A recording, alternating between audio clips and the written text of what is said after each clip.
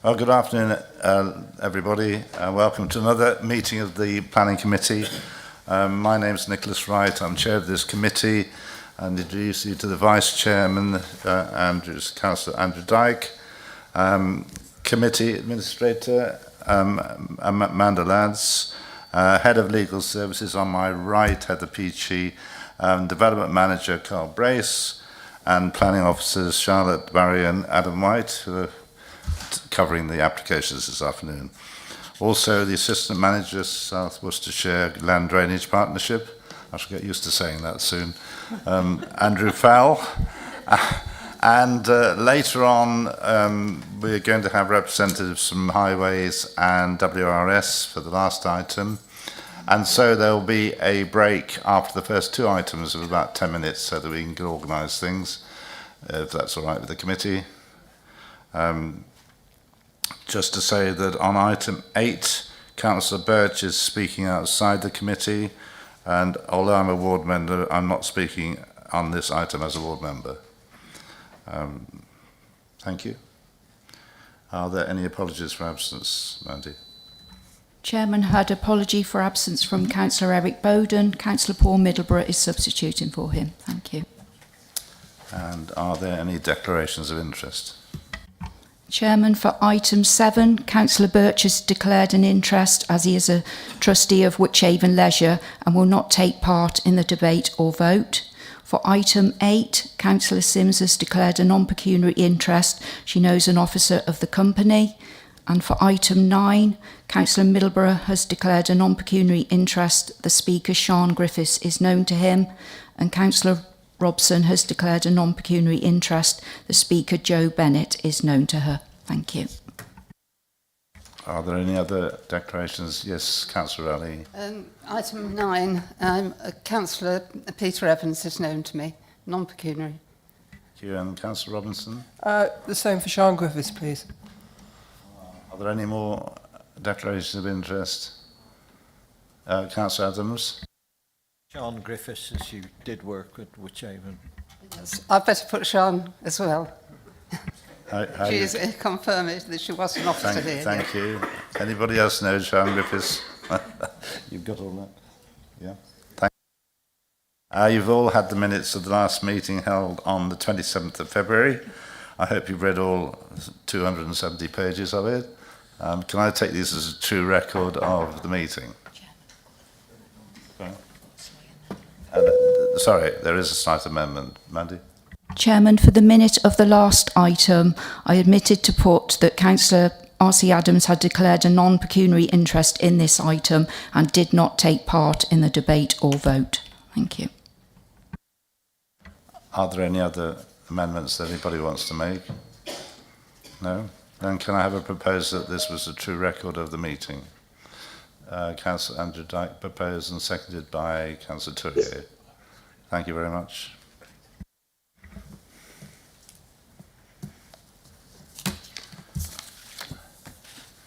For those, it's very good to see people and so many people here this afternoon. You might have heard this before, but a lot goes into this before it becomes the planning committee. Not only the individual planning application, Town and Country Planning Act, the Planning Listed Building and Conservation Acts, orders and regulations and circulars published on behalf of the Secretary of State, the National Planning Policy Framework, Planning Practice Guidance, the Waste Course Strategy, South Worcestershire Development Plan, supplementary planning documents, neighbourhood plans when they're relevant, and other documents. You will find that if you've read the case officer's report on paragraphs 2.1, 2.2, 2.3, how much is involved in arriving at a conclusion.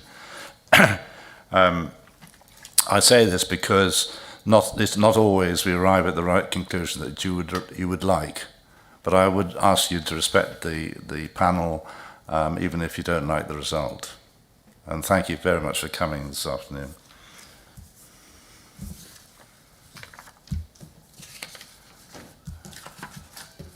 Notices as an item 6, attention is drawn to the advice note to applicants and public where it states that where updates have been received before the planning committee's meeting, a written summary of these is published generally by 5 p.m. on the day prior to the committee meeting, verbal updates may be made at the meeting itself. And just to, for those who are speaking, just to outline how this works, we have no speakers for the first item, we have for the second and the third. The 3 minutes are allowed for the town or parish council to speak, 3 minutes for those objecting and 3 minutes for those in support. And if there's two of you speaking, I'm afraid you've only got 3 minutes between you. And we will time you, and I'm afraid to say that when you've done your 3 minutes, we'll stop you speaking. That's the way it is. And if you haven't been to a meeting before, the planning officer will describe or will outline the proposal, then the parish council speaks, then the objector speaks, then the supporters speak, and then questions are asked by the ward member and the rest of the panel. The ward member addresses the committee, then we have an open debate. That's in a nutshell. Okay. So, without any more ado, we'll get on to item number 7, which is planning application 24/02507, Evesham Leisure Centre, full planning application for the installation of PV panels and 2 air source heat pumps. We have no speakers for this, so could I ask Charlotte Barry, please, to outline this application? Thank you. Thank you, Chairman. This application is being heard by committee today as the leisure centre is owned by the council. It's for no other reason. The application is for the installation of some PV panels and 2 air source heat pumps at Evesham Leisure Centre. Here we have a site location plan. You can see it's the leisure centre is right in the centre of Evesham. We've got another location plan here. You can see the PV array on the southern elevation, roof slope, and the air source heat pumps just to the back of the leisure centre in the northeastern corner of the site. Here we've got an aerial photograph. You can see the car park just to the south, and then the River Avon, the B4084, and you've got Abbey Road up on the east of the site. Here you've got the existing site plan. You can see the car parks to the west and the south, and the fire station to the east. And this is just a comparison to show you the location of the PV array and the air source heat pumps at the back. We've got the air source heat pump elevations here. It's 6.1 metres in width. There's to be 2 of the air source heat pumps, 2.2 metres in depth, and 2.5 metres in height total. And again, some more elevations showing the PV panels. These are just to be on the front elevation of the building. And we just have some photographs of the leisure centre here. So this is the roof slope that the PV panels are to be sited on. And this is at the back of the leisure centre. You can't actually see this area of hard standing from the front of the leisure centre, and you can see it just from the fire station, but not from the road. There's a bat roof just in this photograph here that won't be affected by the air source heat pumps. They will just be positioned in the existing compound at the back. And we've got the rear elevation here. And the recommendation is approval subject to conditions as set out within the committee report. Thank you.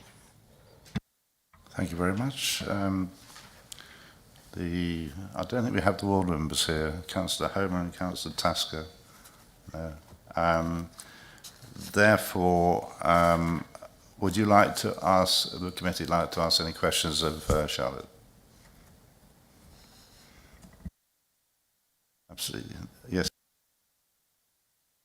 I was just interested to see how much money this would produce towards the running costs of the leisure centre.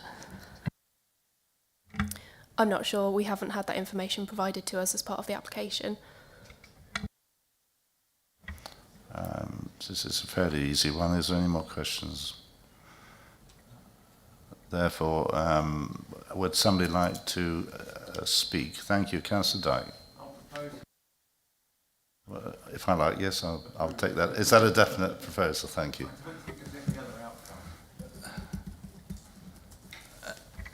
Anybody else like to speak at this one? No? Councillor Kersey. I will second approval in line with officer's recommendation. Are there any other points to say at all? Therefore, we have a proposal and a seconder. Councillor Dyke, Councillor Kersey. Do you want to sum up? Thank you. Thank you, Chair. So, members, you're voting for approval in line with the officer recommendation. Can I ask you to raise your voting cards, please? Those in favour?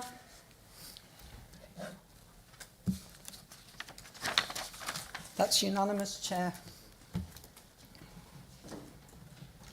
That's a sort of record for the speediest one, I think, so far in the last couple of years.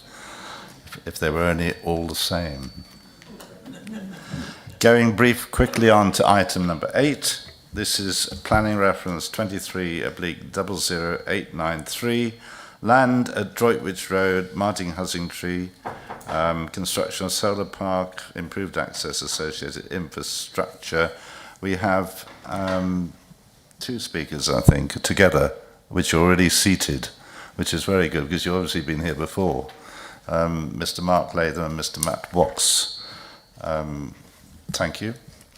And I'll introduce Adam White, who's going to go through this application. Adam.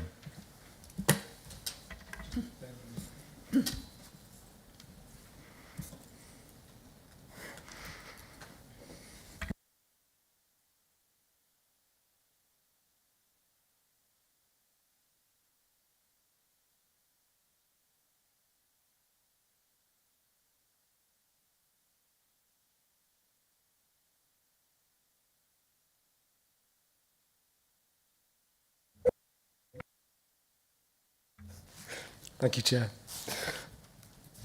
So this is the application. The application site is located in northeast of Martin Hussingtree and east of the A38. So the site measures approximately 8.45 hectares and comprises 2 agricultural fields, partly bound by hedgerows and trees. So the site is predominantly in open countryside, although there's a motor, business and various associated outbuildings adjacent to the southern boundary. There are no public rights of way on the site or none close to the boundary. That gives an aerial view of the site as well. So the site's not subject to any formal landscape designations, but it is in the green belt. So proposed development is for a construction of a solar park, and it has an export capacity of 4 megawatts for a temporary period of 40 years. So the primary infrastructure would comprise arrays of solar panels in rows on an east-west orientation with a maximum height of 3 metres. That gives you an idea of what the solar panels would look like. The control room substation building would be located to the northwest of the solar park, close to where the access track reaches the first field. A grid connection would be via a cable running underground from the substation along the access track and then connecting to an existing underground cable that runs along the A38. So this cable in turn connects to the primary substation at Warden, approximately 3 kilometres to the south. And the construction and maintenance vehicles would use an existing gated fields access off the A38. That's approximately 260 metres north of Drury Lane Junction. So the principle of this development is supported by policy SWDP 27. However, the proposal does represent inappropriate development in the Greenbelt. As such, the applicant must demonstrate that there are very special circumstances to outweigh the harm to the Greenbelt. So in brief, the very special circumstances case is set out in the committee report. So in summary, it sets out environmental benefits and economic benefits. And the key benefit is the immediate connection to the grid, which means that if permission is granted, there would be no extended delay in generating electricity from the development. So officers are of the view that in combination, the benefits amount to very special circumstances that outweigh the harm to the Greenbelt. And the application is therefore recommended for permit. And I'll just take you through some photographs of the site to give you an idea. So this is from the existing site access where we visited this morning. It's a view northwest. Again, that's a view east from the site access. It's looking south, and that's the existing motor vehicle company. That's the nearest built development to the site. Again, a view northeast and east of the proposed access. There's a view north, and then you can see from the edge of it the A38. This is a view from the centre of the site looking over the second parcel of land to the east. That's the end of the presentation. Thank you. Thank you very much. I don't know who's going to speak first. So you've got 3 minutes between you. So is Mark Latham, are you going to speak, or Mr. Matt Watts? Mark Latham, over to you. You've got 3 minutes between you. Thank you. Thank you very much, Chair. I'm Ecology Manager at Ecotricity, and I'd like to talk to you today about how we've embedded biodiversity into our proposed development at Martin Hussingtree. The UK is one of the most nature-depleted countries globally, and at the same time, global temperatures are set to increase by 3 degrees by the end of the century. We believe that climate change and the biodiversity crisis are two sides of the same coin. We can't address one without addressing the other. Therefore, ensuring the way that we generate renewable energy also supports and enhances the natural environment has never been more important. Luckily, there is growing scientific evidence that demonstrates how well-designed and managed solar parks can support wildlife and make a meaningful contribution to nature's recovery. The scheme will generate enough renewable energy to power 1,300 homes each year and result in a reduction of approximately 28,000 tonnes of carbon over its 40-year permission. The communities of Wychavon will feel these benefits immediately. Unlike many renewable energy schemes with grid connections agreed for the 2030s, this site will connect to the grid immediately upon construction, a scheme benefit that has been noted by the officer's report to outweigh the temporary impacts to both the Greenbelt and BMV land. The site currently comprises 2 improved grass pastures divided by species-poor hedgerow. The scheme will create new habitats, including 5.5 hectares of neutral grassland, 2.5 hectares of species-rich grassland, 1.3 kilometres of new hedgerows and 53 new individual trees. This increase will increase the level of semi-natural habitats within the landscape, enhancing landscape connectivity and supporting species including ground nesting birds, bats, brown hare and badger. These interventions will deliver a biodiversity net gain of approximately 160%. The site has also been buffered for ancient woodland to ensure no impacts occur to irreplaceable habitats nearby, and an unfenced central corridor has been incorporated into the design to allow for site permeability.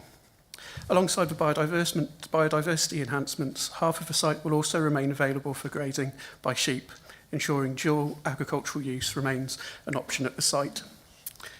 Since the submission of the planning application, adjacent land owned by the landowner has been included in a habitat restoration scheme, changing the use of this land from the existing pasture to a mosaic of woodland, scrub and restored wetlands. We've worked proactively with the team to ensure that both developments dovetail with each other and in an ecologically meaningful way. I'd like to thank the Chair and the Committee for allowing me to tell you about the proposed development before you today and ask you to support the Planning Officer's recommendation for approval. Many thanks. Thank you very much indeed. As I said earlier, Councillor Birch and myself are ward members. I'm not taking part in this particular one, but Councillor Birch, have you any questions to ask either the Speaker or the case officer? Yeah, 2 questions if I may, and I'll direct them both to Adam originally, and then if you see fit to delegate, then that's fine with me. So, firstly, in terms of where the site is, now it's less than.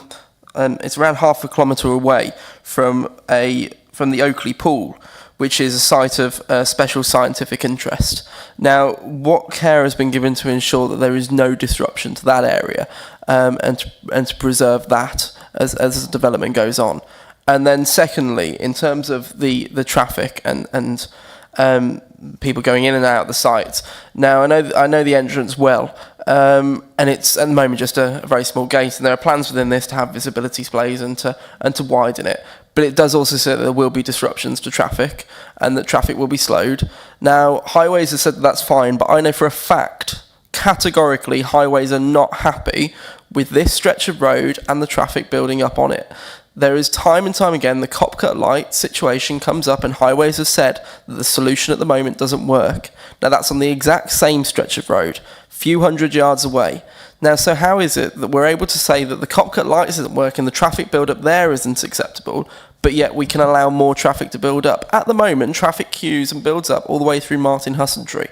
So what are we able to do to ensure that this doesn't contribute to that? Because by this it's saying that that's acceptable, but I struggle to see how. Picking up on the traffic point, you'll see as part of the committee report, they have proposed a routing strategy for where construction traffic would come, and that would be the main impactors during the construction and decommissioning stage. When it's operational, it's going to be minimal.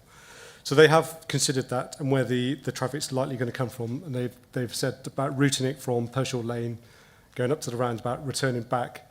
So then there'd be a left turn in, so you wouldn't have to cross the A38, and there'd be a banksman there to control it. Now, in terms of the traffic, I mean, I had a question this morning about whether we can control the timing of the deliveries. I think we can do that. We could do that as part of the construction management plan, which we should be able to control the hours of delivery. So you're outside of those peak hours. So that should, in theory, pick up on any, if there's any problems at the peak times, then hopefully we can take the construction traffic outside of those peak hours. So in terms of the biodiversity, can I defer to the applicant's ecologists? Yes, no, that's fine. So in terms of the impacts to the nearby SSSI, when we assess impacts on nearby and protected sites, we look at to identify functional links. So you've got proximity, but you've also got that functional connection between the two sites. So when we look at the level of infiltration, or when we look at how rainwater and the drainage on the site work, how that's linked towards the SSSI itself, and our findings indicate that there's no direct functional link. So impacts, there's no direct impact pathways between the two sites. So whilst they're close together, those impact pathways, we haven't identified those. So that's sort of working alongside sort of policy SWDP22, where we have to have a look at the no impact to protected sites. So that's sort of the approach that we've taken there. Any further questions? No? Open the committee for questions. Councillor Middlebury, followed by Councillor Sims. Thank you, Chairman. I'd just like to follow on in relation to traffic at peak times. And I do think, we all recognise that this is a key commuter road between Droitwich and Worcester. So I do think that there needs to be regulation to do it outside the peak hours. I'd guess they were between 10 and 4 o'clock when it would be appropriate, but I'm sure that there's better data. But actually, the worst chaos on that road is when the M5, either going north or south, or north and south, is closed, and the traffic has to come down the A38, and it will be absolutely horrendous if large lorries are delivering at that time. I'm not quite sure what the answer is, but I think there needs to be a discussion and inclusion of comments from Highways England as to how they will manage disruption from motorway closures during the period of construction.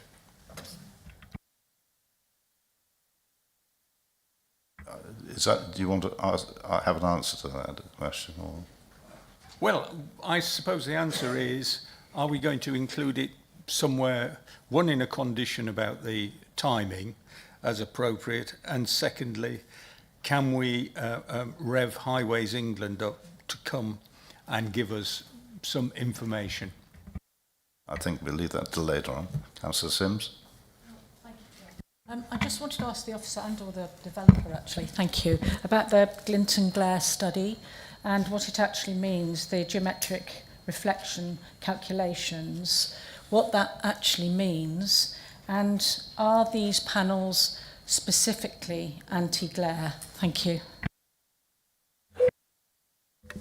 I will press the right button. In terms of the glint and glare, what they do is they would take a theoretical look at the terrain of the land and where the receptor points are. So they will look at the houses in the vicinity, look if there's a theoretical line of sight between the solar panels and the house.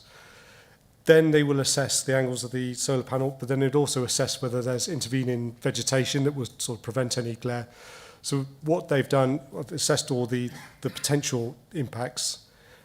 They've looked and seen that actually there's only one house that's potentially affected by glint and glare, but it's at such a level that wouldn't be a problem. So I believe most of the solar panels now do have some sort of anti-reflective coating, but I'm not definite on the technical details of the panels. Have you got anything to add? No. Okay. Yes. Could we please confirm that these are non-reflective panels, please? I think that is very important for residents, actually. The panels are generally sort of glass coated, so there is a small amount of reflection, but that's aimed to be reduced sort of during the manufacturing process. But it is possible to have lower glare panels. It depends on the technology. Sorry, Chair, thank you. Can that be conditioned, please? Because I think if we're going to have these panels in place, I think it is important that other people are not affected by the glint and glare. Well,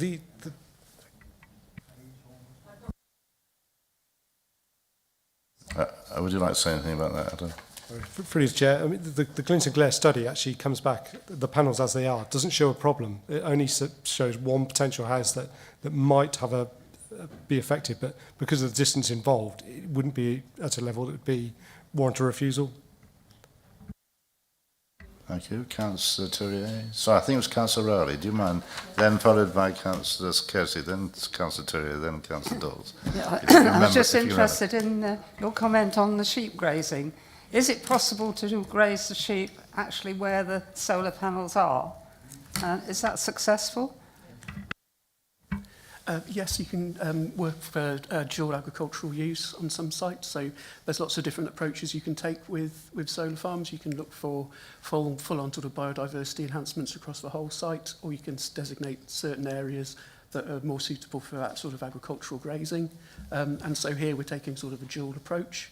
So the boundary areas and central areas will be species-rich grassland, but the areas underneath the panels and within the main fenced area, they'll be available for sheep grazing. Okay. Councillor Kersey. Chairman, thank you. A couple of questions, please, to the agent and their ecologist, please. The first question being, what percentage of energy that's going to be generated at the solar farm will actually be used? In terms of being fed into the grid, sort of 100% of the energy.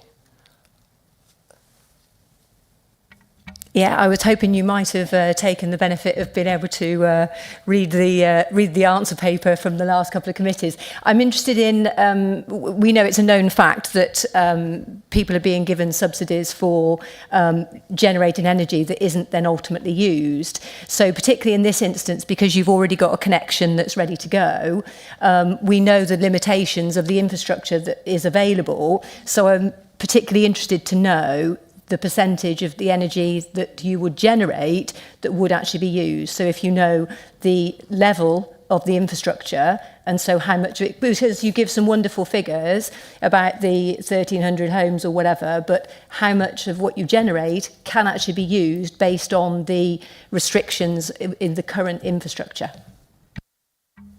The grid connection of the site will enable the installed capacity on the site to export to the grid. I think the problem you're referring to is from sort of a transmission level national problem where wind power in Scotland is being constrained. Yeah, I think I was meaning more from a storage perspective, that I don't think the infrastructure can necessarily, but if you can't tell me, that's absolutely fine. So my other question is, your ecologist seems very well informed, so I'm hoping that one of you might be able to answer this question for me. We speak about the amount of disruption to actually get the solar farm in place. Could you tell me what the net cost or benefit from an emissions point of view and overall energy will be for generating the energy versus the cost, if you like, in the emissions in creating it? So that the panels have a sort of energy footprint involved in their manufacturing, and that's typically paid back within a year. So over a 40-year lifetime of the project, we expect to exceed that sort of 30 or 40 times over. What I actually meant was actually the construction of the solar farm, so all the journeys that are involved to actually put it in place and everything that's involved with that, not necessarily the manufacture of the panels, but physically to get this site up and running as a solar farm versus the generating the energy. Again, it's a similar. There's an upfront energy and financial investment, and then that's paid off from low running costs and low operational costs. Sorry, maybe that's my fault not making the question clear. I was meaning from a emissions point of view, from an environmental point of view, not a commercial perspective. Okay, yeah. So again, that's probably a sort of about a year's worth of generation to pay back the embedded time and energy in the construction period. I don't And think if I'm- quite answers your point. You had to go on to the next one. Yeah, it doesn't exactly. It's come the closest yet, but I would love somebody to actually tell me that answer, because I think that actually should have been the question that's raised before we put these sort of policies in place. But there we are. If I could ask then just one further question, please, Chairman, to your ecologist, I'm imagining. You've spoken a lot about the habitat restoration, and all that seems very commendable. Could you tell me, can we actually identify the amount of damage that is caused by actually putting the posts that the solar panels sit on into the ground? So we speak about everything that's above ground and how we would do restoration, but could you tell me what happens underground and the potential damage that's caused by that, please? When during the construction phase of a solar farm, you're looking at about a footprint of 5% infrastructure within the ground. So that's in terms of piling. In terms of that impact to the soils, there's a lot of studies that are emerging now that are looking at soil science within solar farms. There's particularly interest in measuring the ratio of fungi to bacteria within the soil to look at soil health. And what those studies are starting to find, it's very early days, but that the 40-year lifespan of the solar farm does result in some regenerative elements within the soil. You're in effect resting a field for 40 years. So the science is still catching up with the industry, but all of the signs are encouraging that there's a lot of really good interest in sort of a regenerative agricultural way that we can support regenerative agriculture through solar farms resting soils for a certain period of time. Thank you. Councillor Tourier, followed by Councillor Dawes. Thank you. What is the timeline for being delivered, and when is your slot? Because I know that the fact that you're in the queue and you've got a slot is quite important. What happens if you don't make it? The grid connection slot is sort of ready to go because there's no reinforcement works needed on any other part of the network, just our local connection. So it's there for us to use as soon as possible, really. And this application has been in for about 2 years, and there's been a few revisions and a few changes we've made to it with your members and with the council's support. So it's already quite a long timeline for this application. But if you were granted the application, how long would it then take you? Construction could start within a year, probably within 18 months. Start within 18 months, and when would it finish? Approximately 6 to 12 months after. And what benefits have you got on offer for Martin Hussingtree, for the village, for the disruption? Anything? There's nothing in the scheme in that area, I'm afraid. Thank you. Councillor Tourier, Councillor Dawes. Thank you, Chair. I have 2 questions, if I may. The first one is where are these panels going to be sourced from? Is it China? That's generally where most manufacturing is done these days. And then the next question is probably from Adam, or you might want to pass it on, I'm not sure. But much play is said about the economic benefits of this site and how that outweighs the destruction of the farmland and green belt. And it's very unclear as to what these economic benefits are, as far as I can see. Would you like to take that one? The economic benefits are only part of the case. I mean, they've come in with a whole package of the economic benefits, which be the business rates, the environmental benefits, the BNG uplift, the actual fact of bringing in renewables, and it's also the immediate connection to the grid as well. So it's more not just the economic impacts of benefits in themselves, but the whole package that was being presented, which we consider amounts to very special circumstances. But they don't quantify the exact economic benefits, if that's the question you're asking. Well, yeah, I guess no quantification, but also I thought really those list of benefits, there was only one that was economic, which was the business rates. The others were biodiversity benefits and things, but they're not economic benefits directly. Carl. Sorry, so in conclusion, there's only one economic benefit, and that's business rates to Wychavon. Yes, correct. Okay. If I can come in at a sort of at a national level, the direction of travel from appeal decisions and other government publications is part of a wider economic benefit is considered to be the need to reduce reliance on imported fossil fuels in the interest of energy security to ensure less volatile energy prices for UK consumers. So whilst that's at a national level, that is something that's underpinning this wider government strategy and what we're seeing relayed in inspectors' decisions on these types of applications in terms of economic benefits. Councillor Morris. Thank you, Chair. It's just a quick one. We often hear about the sheep being grazed under the panels. Is that something that you manage or the landowner manages, and is that in some kind of contract? And also as added to that is I'm buying in the regeneration because I'm a regenerative farmer, but I do know that if you extensively graze sheep, you don't get very good regeneration. So I want to know more about the management of that and whether it's properly looked after or whether you just go, there's some sheep, there's some grass, put your sheep in and graze it. So we will have grazing licences set up between the landowner and the grazier, but part of the long-term management and monitoring programme, the habitat management schemes that we'll put in place will sort of specify grazing intensity, so stocking levels. So we'd look at making sure that those stocking levels are sort of matching the overall aims of the site itself, which is, you know, that regenerative approach. So we'd aim to make sure that those stocking levels weren't so high that inputs from the sheep were changing the soil chemistry and things so too much.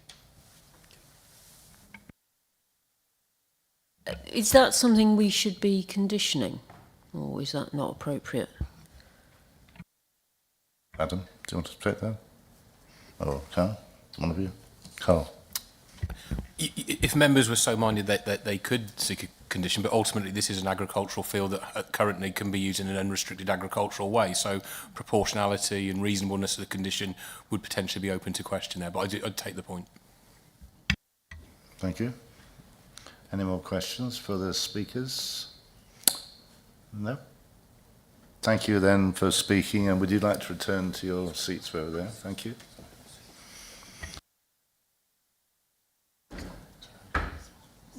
Councillor Birch, would you like to address this committee? Thank you very much, Chairman. Yes, I would. Just to start with, I've got a very short statement from the Parish Council that I've agreed to read out. Unfortunately, they weren't able to make it today. So, the Parish Council wish to raise strong objections to the proposed solar park to the east of the A38 for the following reason. Greenbelt. The 8.7 hectare site is within the West Midlands Greenbelt, with landscape protected from inappropriate development, which would potentially impact on and harm the character and visual appearance of the locality and wider open countryside. The principle of the Greenbelt in this location is to prevent both the sprawl of development and the nearby Droitwich town merging with the outskirts of Worcester. No very special circumstances have been demonstrated or provided to justify the development in the Greenbelt. Land quality. The DEFRA agricultural land classification map shows the area to be characterised by grade 2 to 3A land. Government guidelines state that land classed as BMV, best and most versatile, grade 1 to 3A, must be preserved for agriculture regardless of the crops grown. DEFRA's 2021 Food Security Report states, climate change poses a risk to food production already, minimising the extent of global warming and addressing the risks it poses to food production and are essential to future food security. Site location and topography. Due to the site sloping down to the A38, there is limited scope for concealing the solar park's visual impact from the highway. Designated wildlife area. This is an outstanding location for wildlife, being supported by several small ponds and areas of defined ancient woodland. The SSSI, Oakley Pool and Oakley Woods are within 0.5 kilometres of the site. The development of solar farms must avoid significant wildlife habitat areas and protected species. This location is home to a diverse population of species, many of which will be at high risk if the proposal was to be approved. The Parish Council therefore respectfully requests this application is refused. So thank you very much. That came from the Parish Council. So my main concerns with this site are primarily around the areas of Greenbelt, the traffic, and with the loss of good agricultural land. So from a Greenbelt perspective, Fernal Heath, North Clays Parish Council, bought a plot of land on the opposite side of the A38 to sort of protect their bit from expanding into Droitwich and protect that barrier there. If we're then to allow development to occur on this side, we are starting to tighten that gap quite significantly. We're taking away the green belt, and this is essential green belt because this is the green belt that protects Wychavon's identity from Worcester's identity, which are two completely different things and need to be kept as separate as possible. It's not grey belt, it's green belt. And my worry is if we allow development on this bit of land to occur, whether the government will then decide that they do class it as grey belt by the time that the 40-year temporary scheme ends, and we do start to lose it, and we do start to lose this key area, and that gap with Worcester is tightened and tightened to the point where we do lose our identity in the north of our district. In regards to the good agricultural land, now Councillor Morris touched on it. We've had a number of solar farm applications in the last 6 months, all on good agricultural land, and every time they say, the developer turns up and they'll say, well, we can still graze sheep on it. Well, at the rate we're going, we're going to have more sheep than crops, because we're consistently saying that that's okay, we're still using it for some sort of agricultural purpose, but we're not growing our own food. We've got no food security from consistently putting more and more sheep in our fields and getting rid of crops as an alternative. I don't think that necessarily helps the vegans and vegetarians very much. So from my perspective, I think to lose good agricultural land in the north of our district is something that we need to be standing up against and saying is entirely wrong. The way we are going, we are losing more and more of our good agricultural land, and we will not be self-sufficient when it comes to food security. But my main concern, and this comes down to the timing of this development, is around the traffic on the A38. Time and time again, highways have categorically said that the traffic on the A38 it is significant because of errors with the junction down at the bottom outside of the Copcat Elm pub. What needs to happen is there needs to be a different sort of traffic management scheme in place, and highways need to present that to the local community so that they can have their say on it, because they've buggered it up about 4 or 5 times now. And essentially what we need to do is make sure that that's in place to minimise the traffic impact on the A38.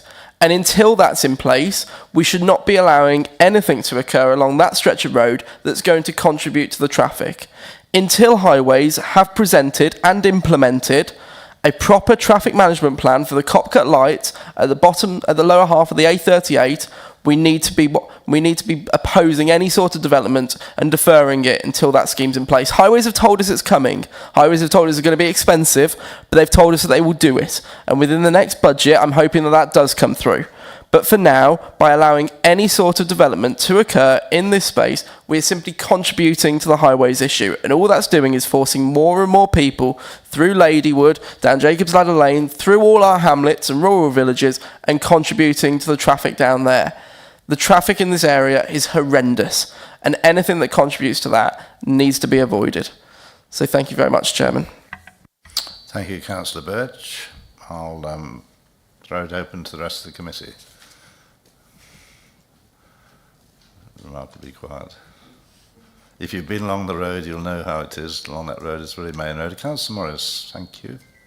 I agree with a lot of the points that Councillor Birch has made, but the reality we have is that until we actually enforce all new builds to have solar panels on their roofs, which is something that we could do, the government could do, but so far have decided not to, we are left with only, I think, is it up to 20%? Correct me if I'm wrong, in the new plan.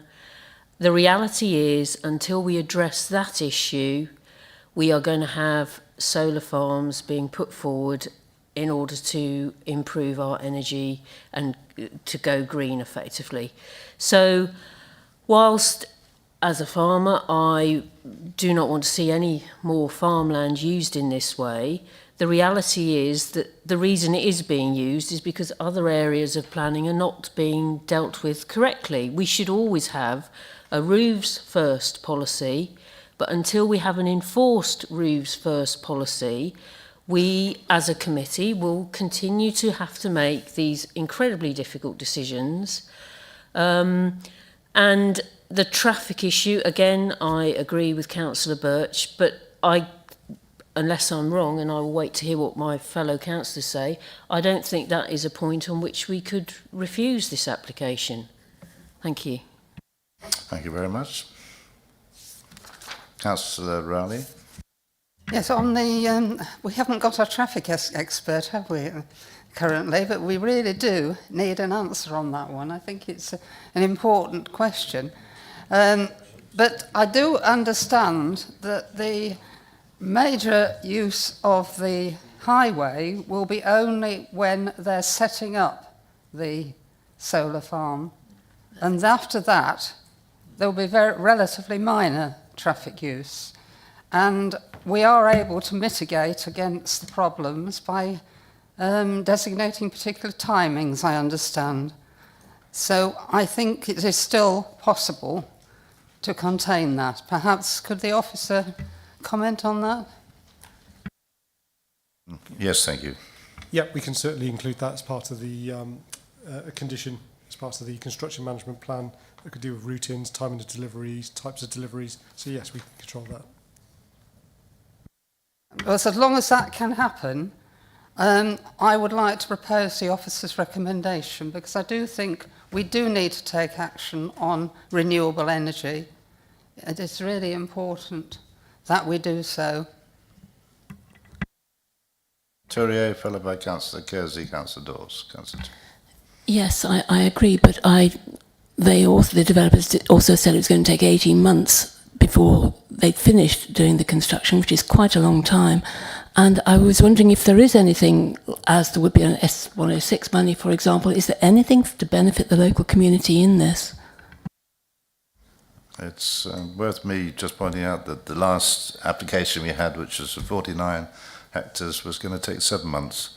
So I wasn't quite sure why this would take 18 months. That's another question. Councillor, who's next? Councillor Kersey, followed by Councillor Dawes, I think. Chairman, thank you.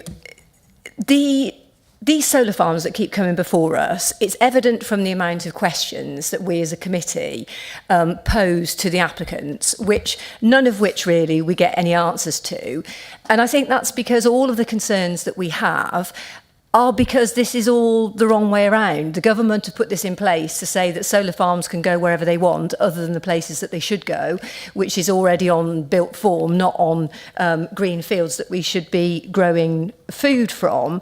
But the issue, and I think the reason why we keep asking so many questions and not getting any answers back, is because the questions haven't been asked, the government haven't asked the questions before they've actually put these policies in place, which is why we as a committee are in an extremely difficult position, because I'm sure that we all feel exactly the same, that there's other places that these solar farms absolutely should be going, and we could generate enough energy to power China if we put them in all the places that they should go other than on fields. But the key question for me is that nobody can answer for me. We know that we have infrastructure that isn't fit for purpose to have all these solar farms. So nobody can tell me how much percentage of the energy that's generated will actually be used. So therefore, you know, we're looking at something, but we're looking at it blind. But the other thing is, I asked the question about the actual net gain or loss from an environmental perspective. And then as Councillor Dawkes then asked, where are the panels coming from? They're coming from China. You know, we need to look at the whole picture to say what is the environmental picture and what is actually being created and what is lost fundamentally by having these solar farms. But, and it's a massive but, unfortunately, we're in the situation that we're in. We've been handed these ridiculous policies by the government, and all we can do is to follow those policies. So I think this particular application, aside from other ones, because it's proximity to be able to make the connection, is probably a better application than any of the others that we've seen. But there's two key issues on here. I won't support Councillor Councillor Rowley's proposal for approval, because I'm sure that Councillor Dawkes would like to come forward with another condition, which I'm sure that Councillor Rowley would support. But certainly, we do need to condition it is going to be 18 months potentially of all these vehicles travelling to and from. So we need to address that for the local residents and not put any more chaos on the roads. So we do need to have those conditions in place with regards to vehicle movement. Councillor Dawes, thank you very much. Yeah, thank you. Thank you, Chair. I agree with all of Councillor Kersey's comments. It's a totally inappropriate development in Greenbelt. It's use of farmland. The half of it is sheep is a fatuous argument. You cannot have a 40-year monoculture of sheep. You'll just kill the ground completely. You might as well just pour weed killer on it now. But nevertheless, we're getting forced into accepting these things. So I will reluctantly propose acceptance of the approval of this, but with an amendment that a 106 agreement is included, conditioning the decommissioning of this thing and return to agriculture on the landowner, at which point I'm happy to approve it. I take it you're seconding it with and, those and conditions? with the traffic conditions that we've discussed earlier. So with all those conditions, you're seconding this? I will second it if those conditions are included. Thank you. And we have some further points. Councillor Middleborough. Thank you, Chairman. Say the traffic issue during construction, it sounds as though we're going to make progress on that with what we want. Say Copcot traffic lights are appalling, but Junction 6 is appalling. So if we start talking about Copcut, we've got to start talking about Junction 6 of the M5, which is part of the traffic flow along this way, and we're not going to be able to do that. So Copcut has got to be sorted out separately, and Junction 6 has to be sorted out separately. I agree with Councillor Kersey that actually the government have pushed us into an impossible position on solar farms and a strategic position which isn't particularly good for the country in terms of manufacturing of these things. I would just disagree with one aspect on the economic benefits. To say we talk about Wychavon would benefit from business rates. Well, actually, the business rate system doesn't work directly to individual local authorities. The business rates are paid over to government and then they choose to allocate them. So that's a bit of a fallacious argument, but I don't think it undermines the good report that the officers have done. The other side of the national position is, we don't know what all the cost of the benefits are, but we do live in a capitalist country, and we do live in a country where people are investing in solar farms. And who's investing in solar farms nationally? It's the pension funds. Pension funds for working people are investing big time in solar farms. And actually, they are very prudent organisations. So in terms of the economic benefits and the long-term benefits, they haven't let pensioners down, not state pensions, people who've got private pensions, they haven't let them down. So nationally, there needs to be a debate on it, but we're where we are now with this particular application, and I think we've got to support it with those variations which sensibly have been put forward. Thank you, Councillor Middleborough. Have we any more comments? Those are all very good comments. No more comments. Well, we have a proposer and a seconder with conditions. Can I pass it over to you, Heather? Thank you.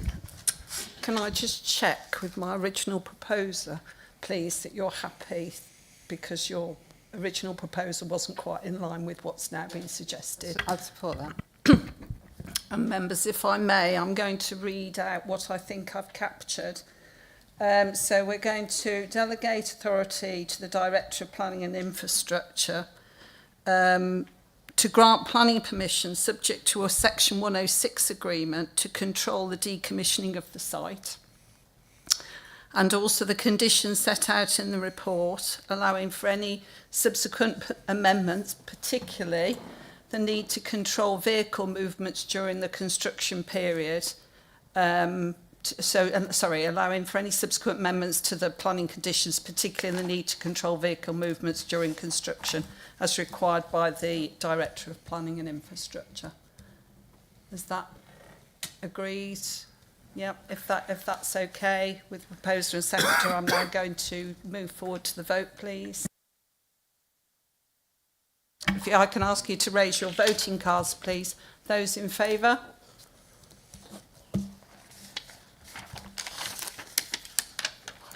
That's unanimous, Chair. Thank you very much, everybody. We'll have a quick break. Start at 3:05, thank you, whilst we get organised. Thank you.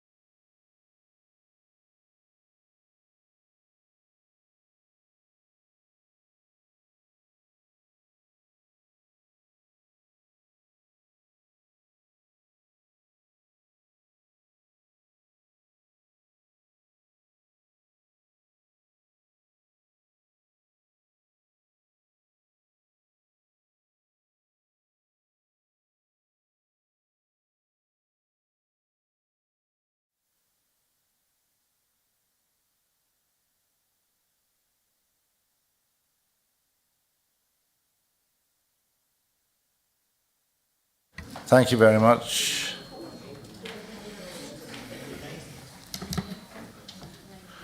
Unfortunately, Councillor Robson's had to disappear. She got some emergency on, so we're one less on the panel. I'd like to welcome, if they're online, Rachel Sandy from Highways. Are you there, Rachel? I am, thank you, Chair. It's very nice to see you, or not even see you, to hear you. Thank you for coming. We hope you'll come again. And Mr. Williams, Steve Williams, who's from WRS. Mr. Williams, can you hear all right? Yeah, hi. Fine, thank you.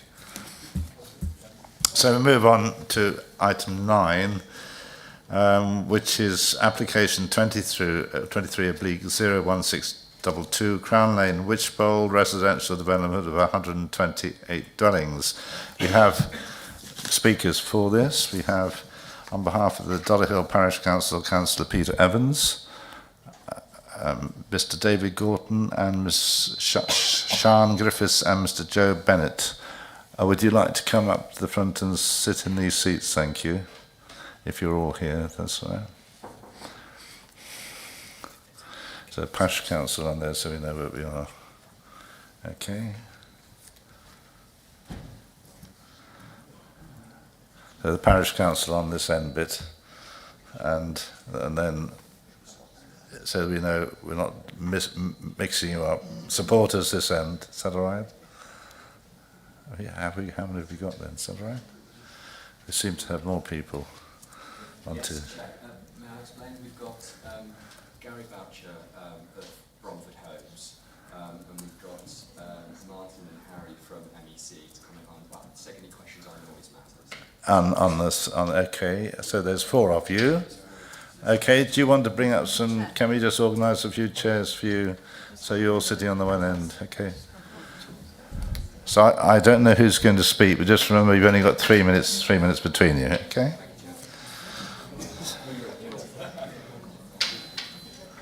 Thank you for that. Introduce Adam White, who's the case officer for this particular application. Sorry, do you want to... Chairman, only just a point of clarification. We seem to have more people sitting in the speakers than listed on the... Yes, we just explained there's 2 from MEC, which is concerned, which the supporters brought along in case they want clarification on the acoustic planning.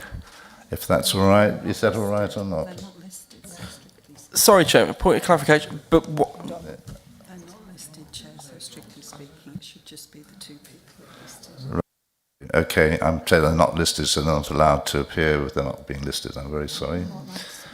Unless we get... Okay.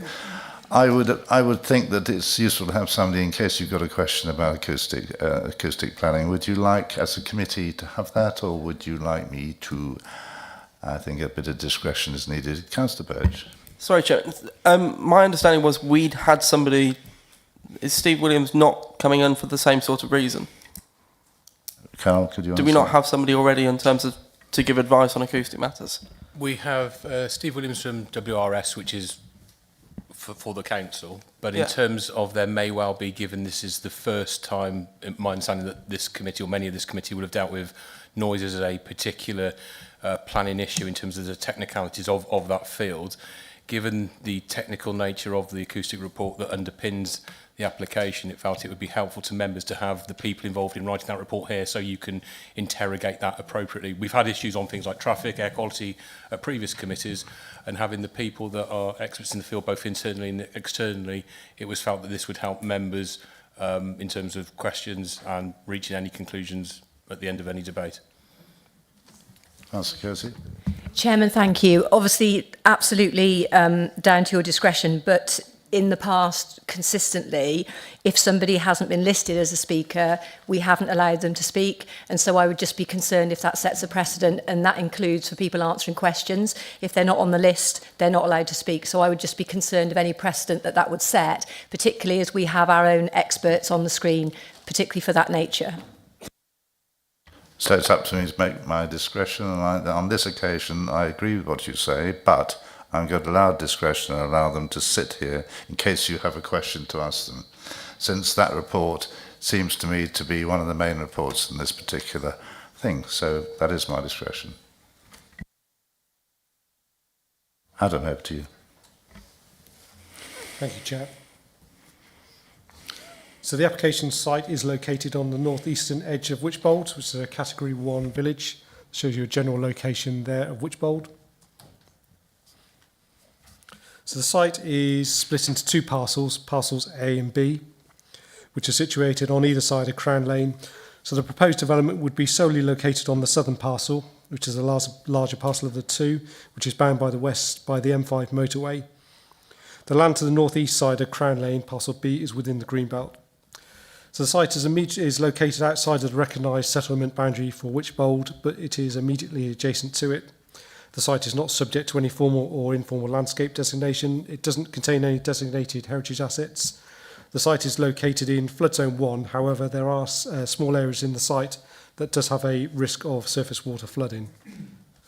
So the application proposes 128 dwellings, all of which are proposed to be affordable housing, and this would be secured for a Section 106 agreement.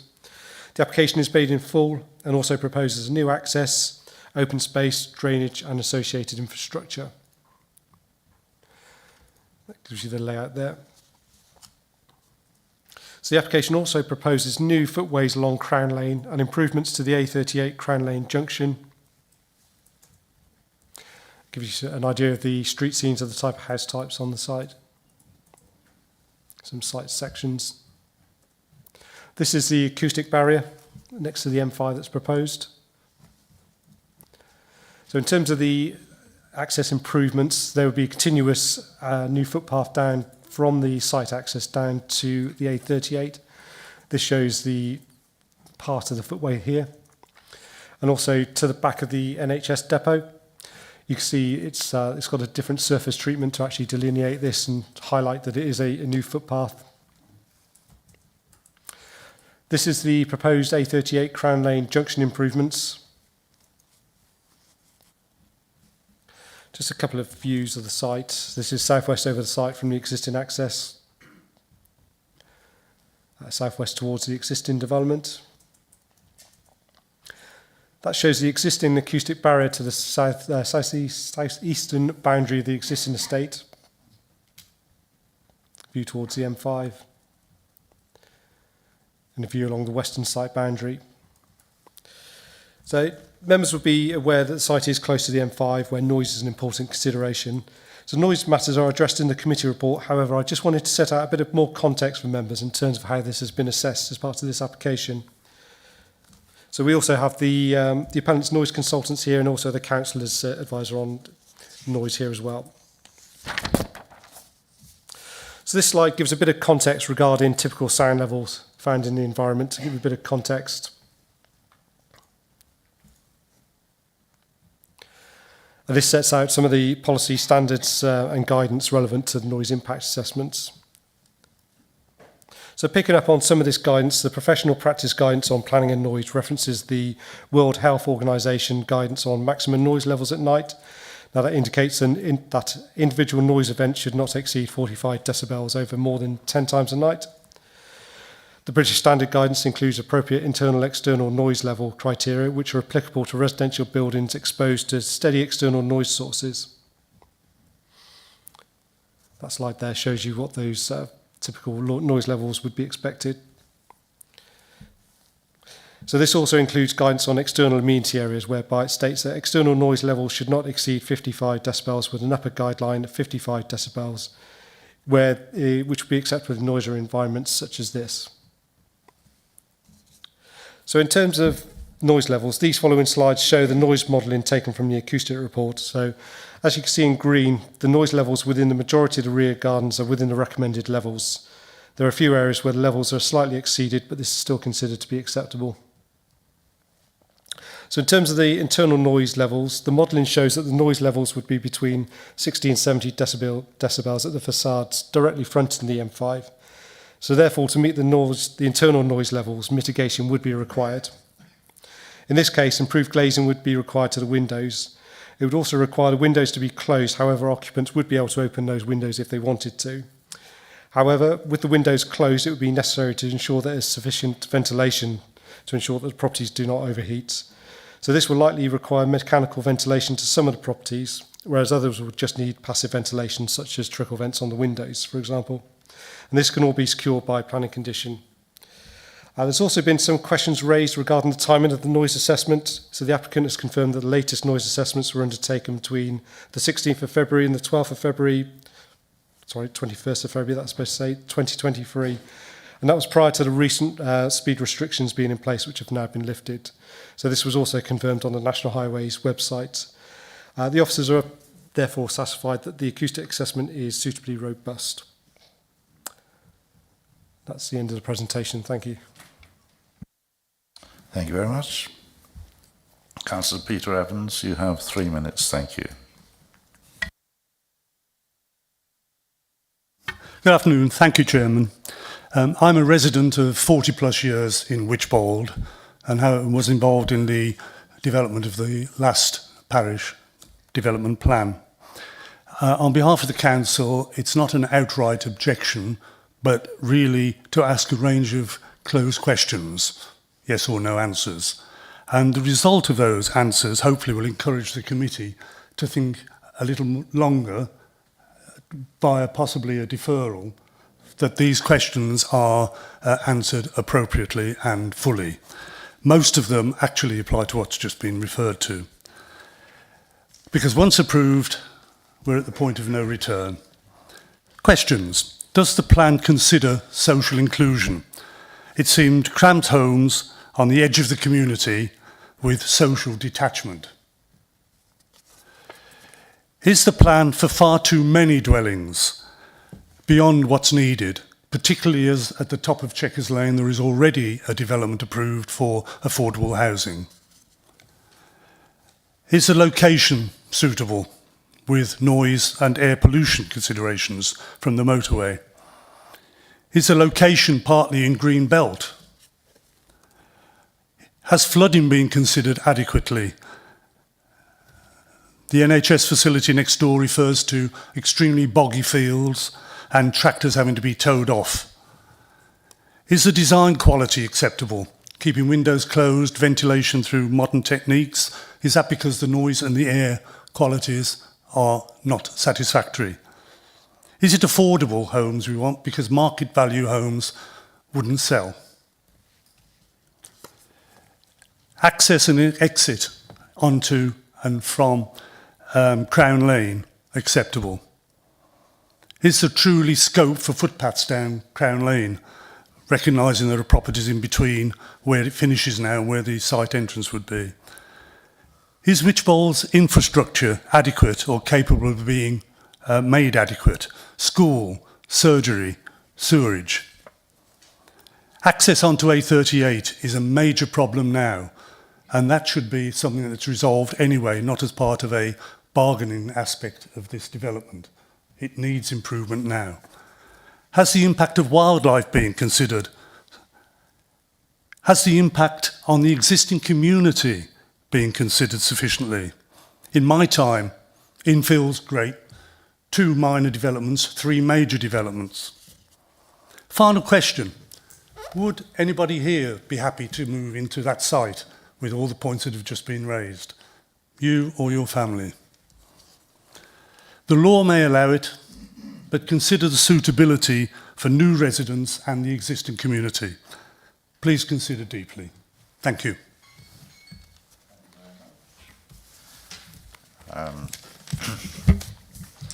Mr. David Gordon, you have 3 minutes. Thank you. Thank you, Chairman. Good afternoon, everyone. My objection to the application was originally lodged on the 23rd of September 2023, and my concern was over the applicant's acoustics assessment report. The noise measurement survey, which was taken by the applicant in 2023, on that 6 days in February, we've heard that mentioned, the measurements from the monitoring equipment were taken over those 6 days, only those 6 days. It coincided with a period of benign, calm weather conditions, very unusual for that period of the year, February. I quote from the report, weather conditions were dry with no precipitation throughout this survey, conclusion that there were no adverse weather conditions that could influence the survey outcome. The wind, incidentally, was blowing from the southeast through most of that 6 days.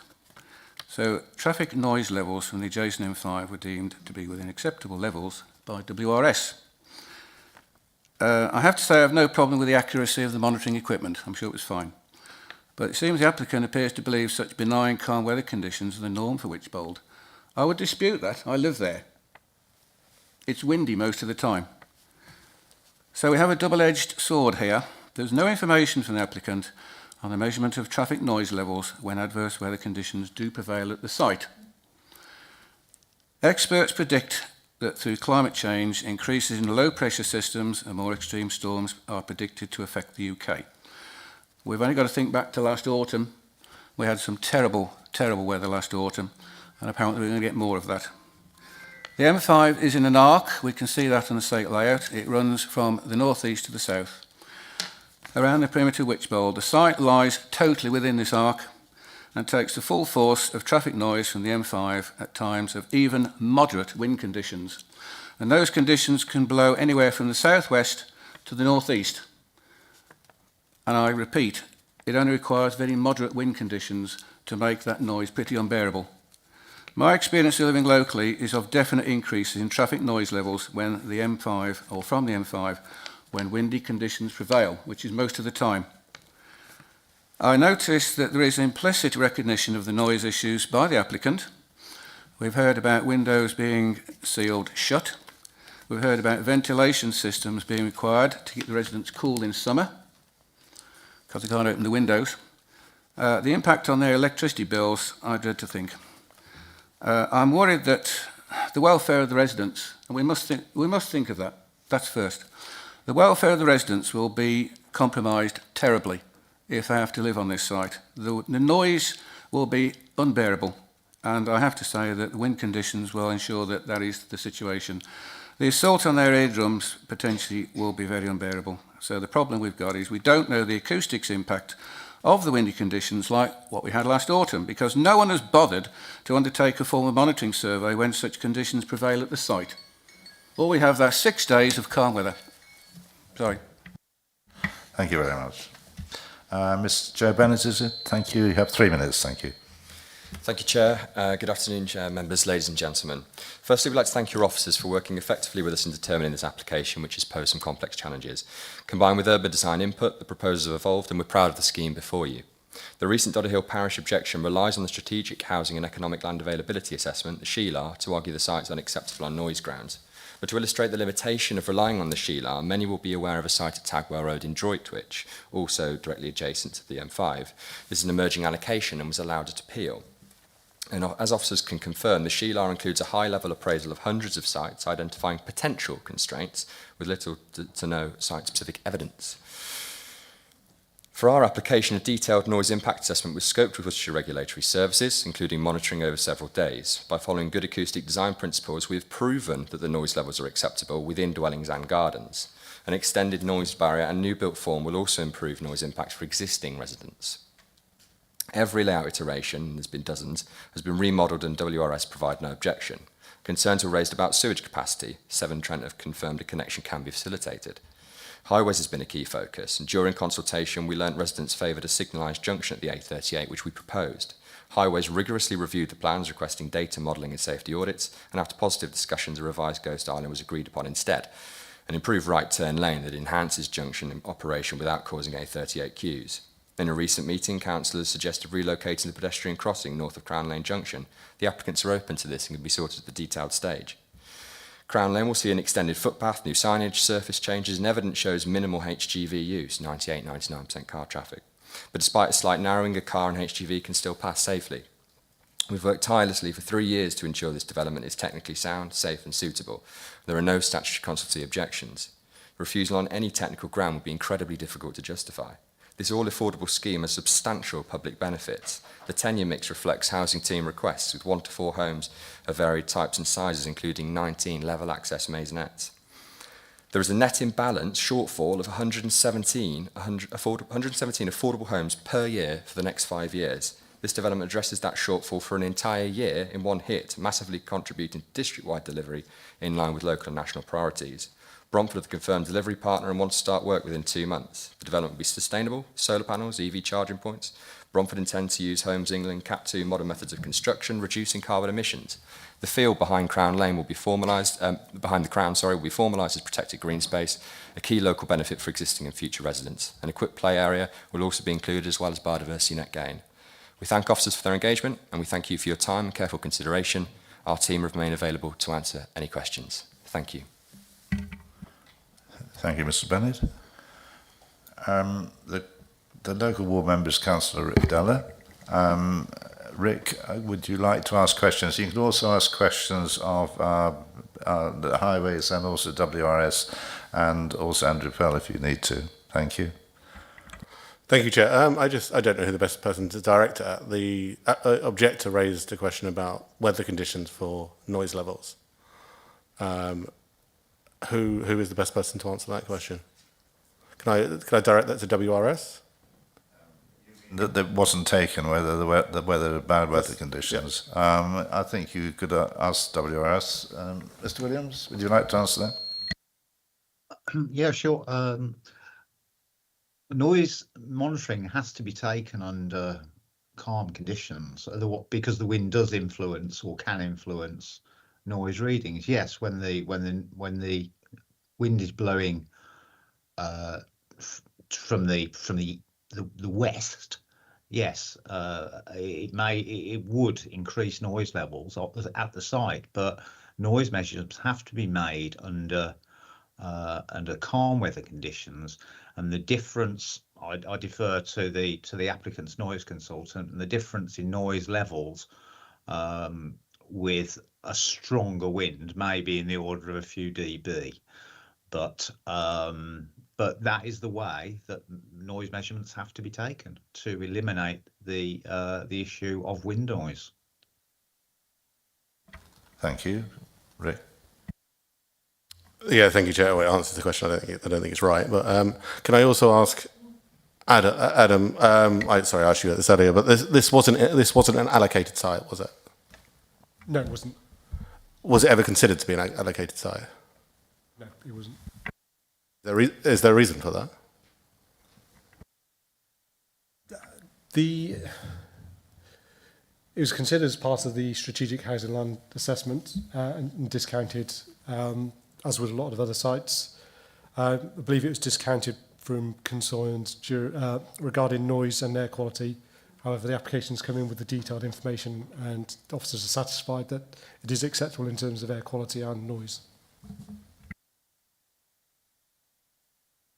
Any further questions, Councillor Dunn, at the moment? No. Then I'd like to ask questions from the... I would like to ask one myself, which is whether you think the traffic has increased over the last 2 years. Seems 2 years ago for a survey is quite a long time.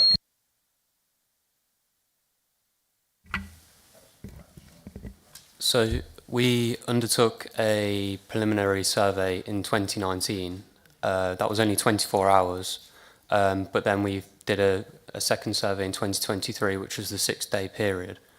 The results between the two were comparable, and then on top of that, there's publicly accessible mapping software that's available online, and that also matches our results. So. But you haven't done anything since the last 2 years, really, on that stretch? No, we wouldn't have expected a significant change in sound levels. I think a doubling of traffic accounts for 3 dB change in sound levels, of which we wouldn't anticipate anything like a doubling of traffic flows.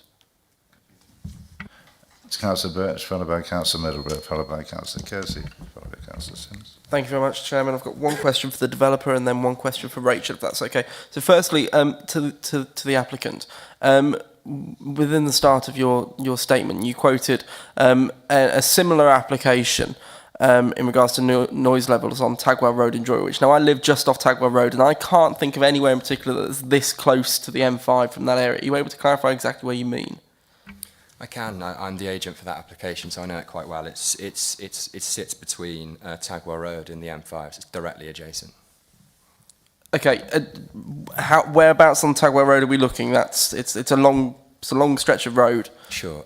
So it's on the entrance to Droitwich. If you're coming sort of as I would call it, the back roads from Worcester to Droitwich, and you enter Droitwich from the southern end, it's pretty much just there by the roundabout to the relatively modern developments of 20-25 years ago. Okay, right. I know where we are now. That's fine. Thank you very much. And then a question to Rachel, if I may. So it's once again in regards to the access.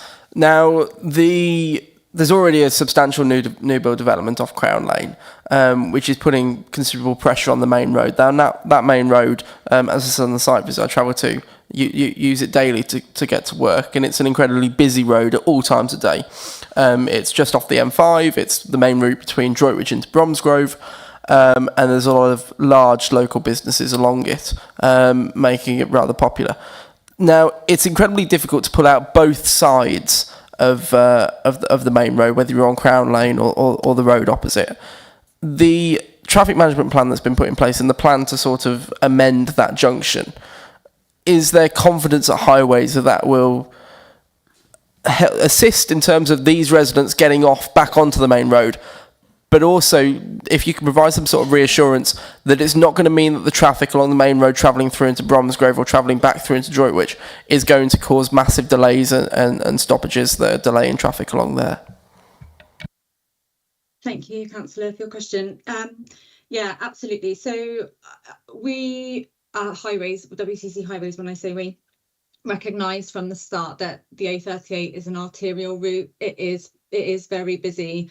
And the modelling provided by the applicant, the base modelling, so 2023 base modelling, that showed us that there are these challenges already on the side roads, as you say, pulling out of Crown Lane, pulling out of Chequers Lane. The work that was done by the applicant, and this probably comes back to the question from the chair actually. So the traffic surveys were undertaken in 2023, and then what's done in terms of the modelling is those background traffic levels, those surveys from 2023 are growth using growth factors. It's from something called Tempro, and then they're typically locally adjusted, but the traffic is growth from 2023 to 2030, and we accepted the amount of growth that was put on the 2023 surveys in this location. So what that initially showed when you added the development traffic is that you've got quite extensive queuing on Crown Lane. As you say, it was really difficult for traffic to pull out, for vehicles to pull out on Crown Lane onto the A38, particularly that right turn movement, and that caused some significant queuing to occur on Crown Lane. We worked with the applicant at that point because it left unmitigated, that would be what we consider to be a severe impact on the MPPF criteria. So what the applicant did was look at the signalisation scheme in this location that they spoke about sort of during their part of the presentation. And also this improved Ghost Island right turn. So what this scheme does is allow traffic, particularly right turning traffic heading southbound on the A38, to pull out across the A38 in two movements. So they can pull into the sort of widened lane there, which is wide enough to safely accommodate a typical car without inhibiting that northbound movement on the A38. They can pull into that lane and then pull into the southbound lane, so they make that movement in two. What was happening without that is that drivers are hesitating to cross two moving lanes of traffic in one movement, and that was causing this queuing to occur on Crown Lane. So in terms of the modelling, this scheme is demonstrated to alleviate the impact that the development has on Crown Lane. So it alleviates the queuing that would have occurred on Crown Lane if you didn't have this scheme in place. When the signals were tested, what that did was create quite significant queuing on the A38 in that forecast year 2030 scenario, sort of in the region of 40 to 45 vehicles in the peak periods, which obviously doesn't occur now. And so that's why, on balance, Highways considered that this scheme was the better of the two options, because it didn't create that additional queuing delay on the A38, and it does alleviate the impact of the traffic generated by the development. The other thing I should say is that the schemes, both the signalisation and this scheme that you've got on your screen, were tested under 2 trip generation scenarios. WCC Highways wasn't content with the original trip generation, the original vehicular trip rates put forward by the applicant. You typically see these derived from TRICs or from a donor site. So in this case, the applicant has actually used vehicle trip generation from Pigeon House Close. So that's what we call a donor site survey. And WCC have then asked that some slightly more robust trip rates were also used that we generated ourselves. The applicant has tested both sets of trip rates, forecast trip rates from the development, and this scheme alleviates their impact under both of those scenarios. So that's slightly long-winded, but I hope it's answered your question. Okay. Thank you, Chairman. I've got 2 questions. If I can do the first one, is to do with the traffic noise. I mean, say I don't understand it, but what I'd like to know is what proportion of the noise from the traffic is due to tyre noise and what proportion is due to engine noise, because we know engines are going to be changing over the lifetime of this development. But if you tell me that's irrelevant, I'm more than happy to take what the experts have to say. So I address that to people who know about noise. Who knows about noise then? Would you like to answer that question? So when you're sort of travelling at that sort of speed along the motorway, it's the tyre noise that is the predominant noise. It's when you're at a lower speed, engine noise becomes a factor, but it's still predominantly tyre noise still. Okay, thank you for that, because I think that answers my question that even with fully electric vehicles, it's still tyre noise, which will be dominant. The second point is to the developer. The bund that you're going to create and put the acoustic barriers on, where will the soil for that come from? Will you be bringing it onto the site?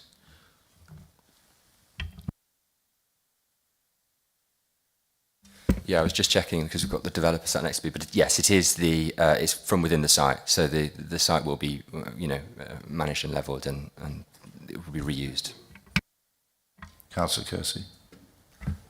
Chairman, thank you. A couple of questions, please, to various people. First of all, following on from your question that wasn't exactly answered, could I ask directly to Rachel, please, her opinion or from statistics, the difference in the level of traffic that used the M5 from February 23 to now, please? I'm really sorry, I can't answer the question on the M5. Worcestershire wouldn't have looked at the M5. That would be for national highways. Would you be able to give an indication of the general increase or decrease of usage of the roads in general over a 2-year period? I would need to take that question away and have a look at Tempro, which is the sort of forecasting programme I was outlining before, to see what that growth factor is. It would be minimal. It's typically around sort of 1 to 2% growth. It won't be particularly high in a 2-year period, but I can take that away. Okay, thank you. And a question to Steve Williams, please. With regards to all the statistics that we have in front of us with regards to noise, we've heard about the different situations and what the level of noise would be, but we've also heard that it's been based on an acceptable level based on the windows being a higher quality type of windows and the windows being closed, but the residents would need to have vents to ensure that the property is ventilated. Are you able to tell us what impact it has on the noise levels once those vents are opened, please? Acoustic trickle vents are designed so that when they are open, they attenuate the noise to the desired level. So with them shut, they attenuate it even further. But the specification for the vents is in the open position.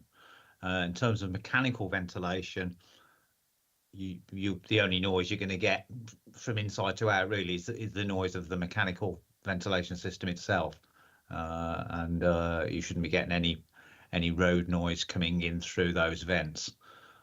So yeah, they're designed so they're fit for purpose. So are you saying that the information in front of us includes those trickle vents being open? Yes, they would be, yes.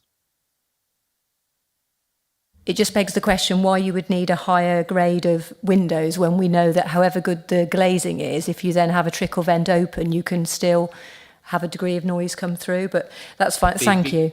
Oh, okay. No, if you've got more information to give me, please do. Well, the trickle vents are effectively an open path for air, and so they're not the same as a solid barrier like a glass pane. So that they're engineered so that the ventilation is provided, but at the same time the noise getting through is significantly limited. Okay, thank you. And then to Joe Bennett, please. It says in the report that you alluded to the fact that this application you've been referring with our officers for quite some time. Although reading the report, it seems that as much as you've had extensive engagement with our urban design officer, it seems that this design has come about because of the noise constraints. Are there other designs that have been considered other than this, what fundamentally looks like, dare I say it looks like a prison block if you looked at it from above? So what other designs have you had engagement with our urban design officer about, please? Absolutely. We've tested a dozen or more different iterations of the design. I mean, fundamentally, those that have been discussed with the urban design officer have followed a similar pattern. The idea is, in terms of good acoustic design principles, is to create a perimeter block arrangement, because not only can a noise barrier attenuate noise, a building can attenuate noise as well. So you have, if you have a good, strong perimeter block arrangement, the gardens set to their rear will benefit. As a design team, we've been working on this for years before even the application went in, and a number of different layouts were considered at that time of different forms. We think this is the optimal form. We've got quite a good setback from the M5. We've got the noise barrier, we've got the landscape mitigation, we've got the bund, and as you rightly pointed out, we've had extensive engagement with the urban design officer and with Adam to form a solution that is acceptable to both my clients, Bromford Homes, and the council. Back in a bit. Or do you want to? I'll give somebody else a chance. Councillor Sims, followed by Councillor Clapworthy, Dawes, Morris, Rowley. Councillor Sims. Thank you, Chair. Just a couple of questions, following from Councillor Middleborough, please, on the acoustic barrier. So the idea is to build a big bund with soil, and then the barrier forms the top against that M5 boundary with the development. And this barrier is a timber barrier, presumably. If you can explain, I obviously don't think. You're absolutely right. I don't have a huge amount more to add. There is an existing barrier again along the M5, but that only extends up to a point. So what we're effectively doing is continuing that in our own land. It's very difficult, obviously, to get national highways, to commit to providing a barrier on the M5, because obviously that gives them the liability and the maintenance and everything like that. So what we've done is we've designed a scheme that stands on its own 2 feet with the mitigation. But as you describe it, is absolutely right. So it's part bund, and that allows it to be planted up a little bit, and then you have the fence on the top just to give it that additional height, because otherwise if you go purely bund, you have to go very wide in order to get the gradients to work. So this sort of hybrid approach, which is incidentally exactly what we've done on Tagwell Road, that was also approved, that seems to be the optimal solution. And can I just clarify, the decibels are 55 on a quiet day. Is that, sorry, is that the right decibel noise level that it should be? Well, it is, according to BS 8233, 55 dB, excuse me, over a 16-hour period in a day is an acceptable level. And that's up to midnight, is it? Or 11 o'clock at night. Yeah, So it's okay. 7 o'clock in the morning till 11 o'clock at night. Okay. So 55 being the upper limit of acceptability. Can I just very quickly come back, please, Chair? So this bund and this timber noise reduction management scheme is going to be well under the 55 decibels. Will that bring it down? Because the noise going to the site today, it is noisy. Would you like to make a comment on that one? Just to avoid any confusion in terms of the timber noise reducer, it's pretty much just a fence. It's a timber fence of a requisite thickness that performs acoustically. Just to be clear in terms of what it is. But yes, the noise is brought down to up to 55 dB in the vast majority of gardens.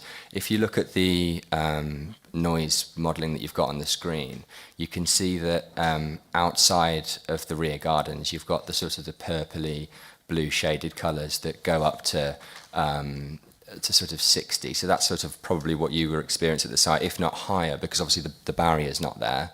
But then obviously with a combination of the barrier and then the dwellings that form the barrier as well to the gardens, it gets it into the green, the below 55 dB. I mean, I think that, sorry, Chair, I think that is important. Can I just have one more question, please? Do you want to come back later on, because you've had a fair shout? I've got about 4 people. Come back a bit later. Councillor Catworthy. Thank you, Chairman. A point and a question to the developers, and going on from the comments that Councillor Kersey made,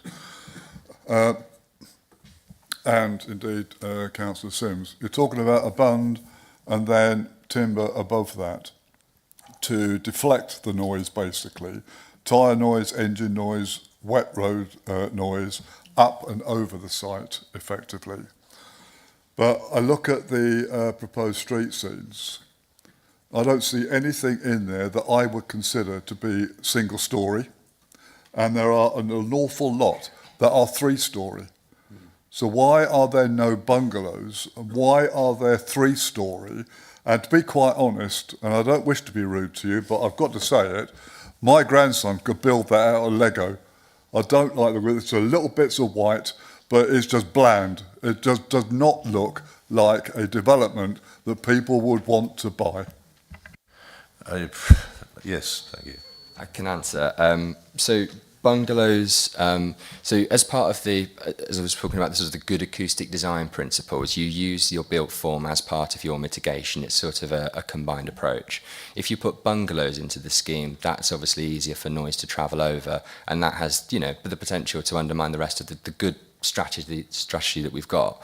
What we do have, and I gave the figure when I was speaking, there was just 19 ground floor level access maisonettes, such that if there is a requirement for level access for mobility reasons, then there are plenty within the site. I mean, in terms of comments on design is subjective. I appreciate that, and I'm not sort of going to try necessarily to convince you, but we have gone through an extensive design period of discussions, numerous meetings, numerous iterations in which we've used different elevations.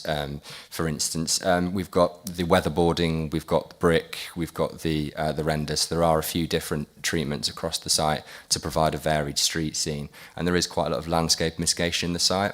I know something was mentioned about, you know, I think the intimation was effectively that noise has driven the design rather than good design principles, but it's not the case, because there are other considerations as well, because every site is different, every site has its constraints, and you have to design accordingly. For instance, there are 2 very attractive trees within the centre of the site. That is the focal point for the open space. We've got the play area that flows through. We've obviously had to mitigate for flood risk as well. So there's a lot going on with every site. every site is different, and we feel that we have responded to that in an appropriate and successful way, such that, as I said at the very start, we're proud of the scheme. We've worked on this for many, many years now. So, but thank you for the question, and I take the point. I'm grateful for your answers to that, but I'm still very uncomfortable that there are a lot of properties there that are 3 stories high. And you're building abundant fencing to divert the noise, but you're putting the buildings higher, which is going to attract noise. I think that's. I think you've answered that one probably. Have you? I didn't actually mention the 3-story. I mean, if Yeah. it's okay. Yeah. I mean, the 3-story is a 3-story dwelling is a relatively common. It's not particularly tall building. I mean, it forms part of the acoustic strategy as well. If you get the ridge height up, that effectively forms a barrier. So that has a beneficial effect on the rest of the development. I mean, it's in the should I call the most exposed parts of the site. On that side, that's where we've got the predominantly 3-story. There is a good mix across the site of different types of units. You've got the fogs as well. You've got the maisonettes. So there is a very good mix of 1 to 4 bed dwellings that have been agreed in consultation with your officers. Thank you. Thank you very much. Councillor Dawes. Thank you, Chair. I think this one's to Steve Williams, please. It's my experience, and I'm not a scientist when it comes to noise, but I'm pretty sure wind direction has a massive influence on how sound carries. And that concerns me because this map, it's very good, very detailed about the sound. We're right on the margins of what's comfortable in the green areas. And yet, when this was done and tested, the wind was from the southeast. The predominant wind in the UK is from the southwest. From the southeast, the wind is not going over the motorway until it's gone over the building site. From the southwest, it's coming up the motorway and sweeping straight across the site. And I would have thought the noise would have been 2 or 3 times louder. Could you say if I'm right or wrong on that? I wouldn't say 2 or 3 times louder at all. There would be a difference. We're talking about dBs really, 1, 2, 3 dB, and you've got to take the measurements under calm conditions, and that's what has happened. And the glazing and the ventilation strategy has been based on that. I mean, you can't design in you're not going to design the glazing and alternative ventilation based on a worst case scenario, because it would possibly be unachievable actually. Sorry, let's get rid of him. So yes, it would make a difference, but the ventilation and glazing strategy appears to be pretty robust, and internal noise levels should be acceptable even on windy days. Sorry, can I come back on that? It wasn't the fact that there'll be additional wind. It's that the wind, when tested, was in a non-normal direction. The predominant wind is from the southwest in the UK, and as such, a normal condition would be the wind would be coming off the motorway onto that building site, not off the building site onto the motorway. As such, I would have thought that would have made an appreciable difference, particularly when we were right on the margins in decibels here. We are talking 5 decibel steps, and I'd say that would make a significant difference. I would say it may make a dB or 2 difference. I would like the applicant's acoustic consultant if they can to comment. Please, Chair. Yes. So just in terms of the conditions when we monitored, on the first day when we set up, we got a southwesterly wind direction. It was on the day of collection, we had the southeasterly wind, which we didn't use the data from. And second to this, we've had a look at a website called timeanddate.com, and that has demonstrated that the predominant wind direction throughout the whole period of the survey was either southwesterly or west southwesterly. So I would argue that we've undertaken a robust assessment with the site being downwind from the M5. Thank you. It wasn't what you said earlier, but yeah, okay, thank you. Councillor Morris. Thank you. Adam, could we have the picture of the highway up, please? Junction, yeah, that's it, thanks. I think this is probably a question for Rachel.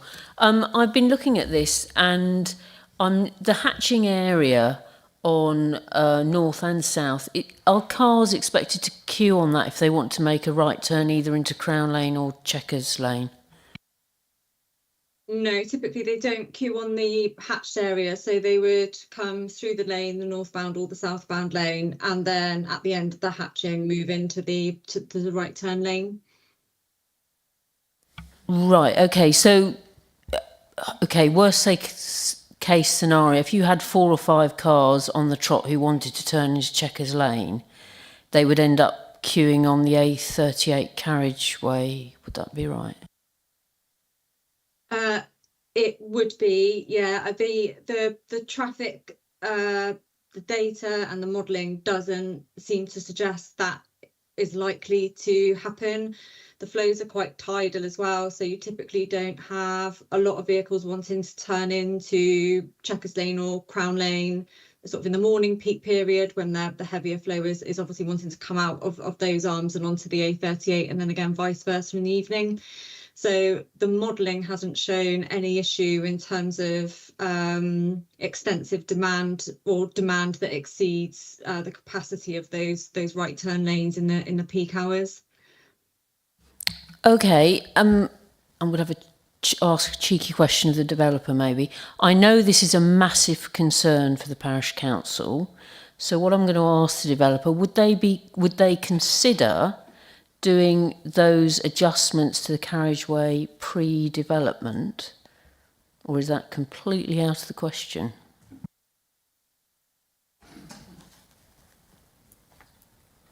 Can you answer that? It probably need to be done on occupation, but at least if we did it that way, then it would be in place prior to the development coming into effect. Would that be suitable? Well, I'm going to challenge you on that. If you're so convinced that this is necessary, does it matter whether it's done before or after? And the other thing is, the other way of looking at it is to get the residents on side, this gives them plenty of time to get used to this new arrangement. You're then bringing in new traffic, so everybody's going to be, oh, this is fine. I think the problem that we have with doing it that way around is that it could take quite a long time to get all of the different technical approvals that we need to have done. For instance, at the meeting last week, it was requested that the pedestrian crossing be moved to the other side of the junction. That has to go through a period of safety testing as well. So to get all of those approvals through, maybe Rachel can speak to that a little bit more. It's not my area of expertise, but I do know that getting a junction built and all of the associated approvals would take a very long time. If we had to do all of that before the development even started, I think that would be quite problematic for Bromford. I mean, the reality is that they're an affordable housing provider, desperate to get on site, and they want to get started to get building these homes that we so very desperately need. Okay, so can we go with the occupation one then, as that was what was offered? Pre-occupation. We'll take that please. on board. Thank you. Councillor O'Reilly. Yes, regarding this mechanical ventilation, there must be a cost to that. And the residents said we residents of affordable housing, and will there be any, I mean, how much will it cost, and will the residents have to pay the full cost to it?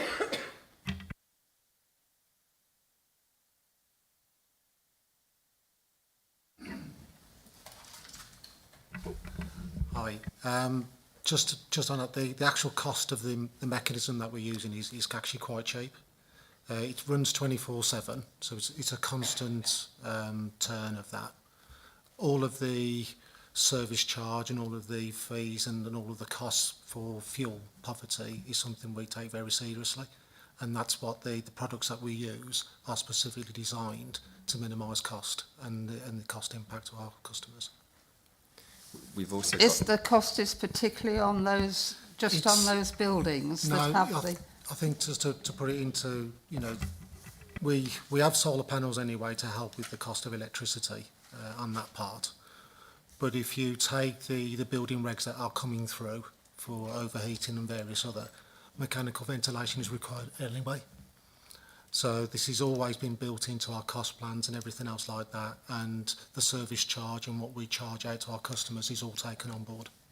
Right, so it all becomes part of a service charge? Yeah, it's all part of a larger see, package. Yeah. yes. But the optimum that we're looking to do is minimise cost by having the right solar panels with the right efficiency to minimise the cost impact for fuel. It's certainly a big driver for Bromford. Thank you for that explanation. Councillor Birch, followed by Councillor Sims briefly. If we can keep them all relevant, they are relevant, and these are really good discussions, but don't try not to repeat questions. Councillor Birch. Thank you, Chairman. Very, very quick question to the applicant. If you lived in the most southern tip of the southern point of this development, do you think with the noise that you would have an adequate quality of life? Would it be a comfortable living experience to live within one of those properties right on the southern point? Yes, and your environmental health officer agrees. I think you should expect the answer yes to that one, but never mind. I think you're asking a bit of a, if you were a Latin scholar, you would do a nonny at the end, I think, if I'm right. So Councillor Sims. Thank you, Chair. Can I just quickly ask about, you said modern method of construction, because it's quite important, the type of housing. So is it timber frame, or are we going back to brick with cavity wall? Yeah, this scheme is particularly designed around the timber frame panel system, and that allows a number of things. One, for the efficiency of the dwellings, and also allows us to deliver quickly as well. Can I just sorry, I just wanted to come back quickly because those walls are infinitely thinner, aren't they, than a cavity wall? That's what I'm alluding to. I think it's a great way of sort of that modular design, sort of off-site construction, but they are thinner constructed houses, aren't they? So yeah, and acoustically and fire regs and everything, they're very robust. So we take all of that on board as well. Councillor Middlebury. Thank you. Again, a pretty quick question to the developer. The wooden acoustic fence, who will be responsible for the maintenance and funding of that over the lifetime of the properties? It's Bromford, the housing association. I mean, and that's the benefit of having them on the site in some respects, because they have a lasting presence. I mean, if it was another developer, obviously after the end of the construction, end of the guarantee, it'd probably fall into the residence management company, but that's all forecast for part of Bromford's undertaking as part of the management and maintenance of all of the landscaping part of the site. Wait a minute. Councillor, it's listed as Turier, followed by Councillor Kersey, followed by Councillor Morris.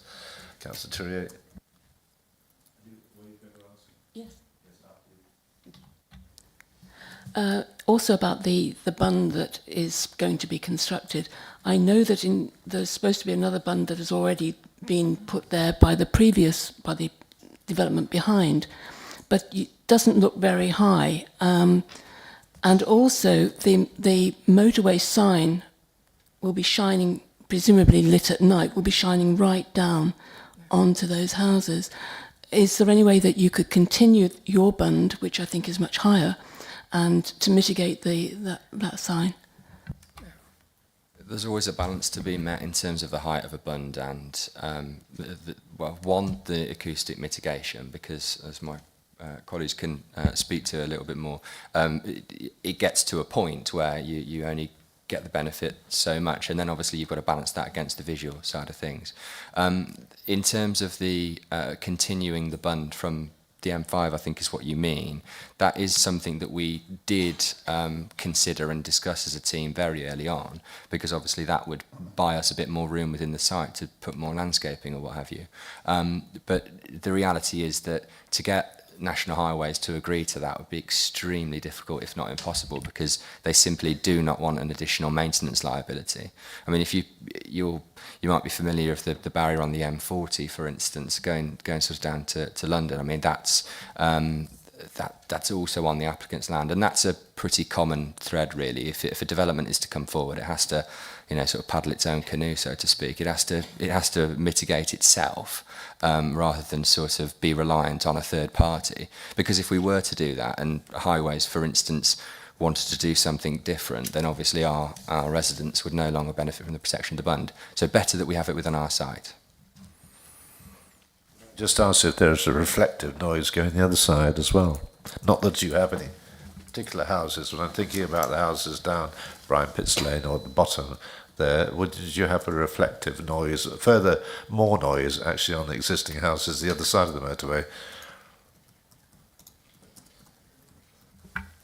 We had reflections included within the model, but there wasn't anything that particularly stood out in terms of the effect on the other side. Councillor Kersey. Chairman, thank you. A quick question to Steve Williams, please, following Councillor Sims' comments about the construction.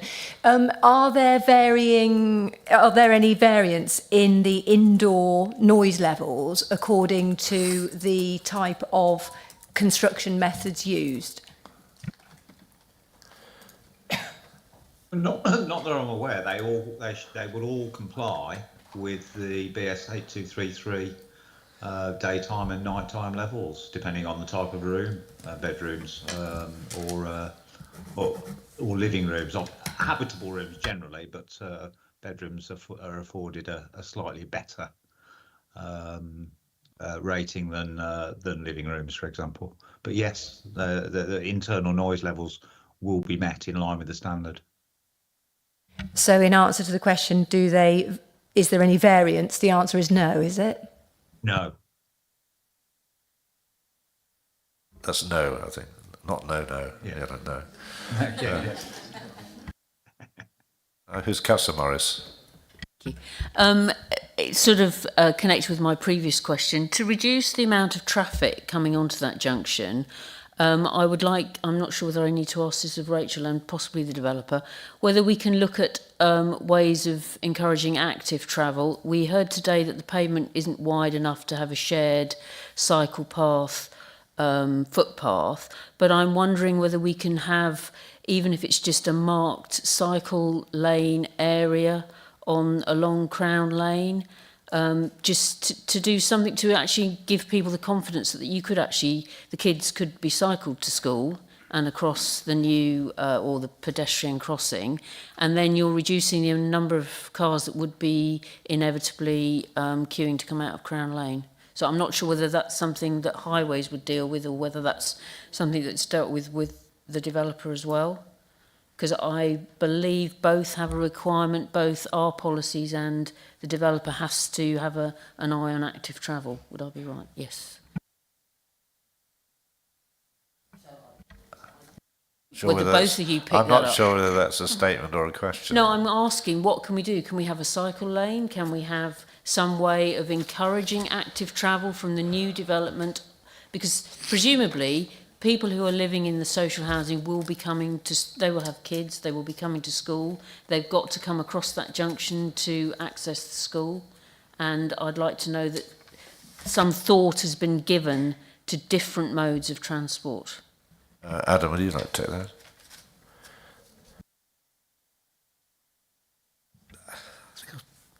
Trying to refer to Rachel. Rachel, would you like to take that one? Sorry. That's okay. I mean, the sort of provision of any dedicated cycle facilities on Crown Lane hasn't been proposed by the applicant.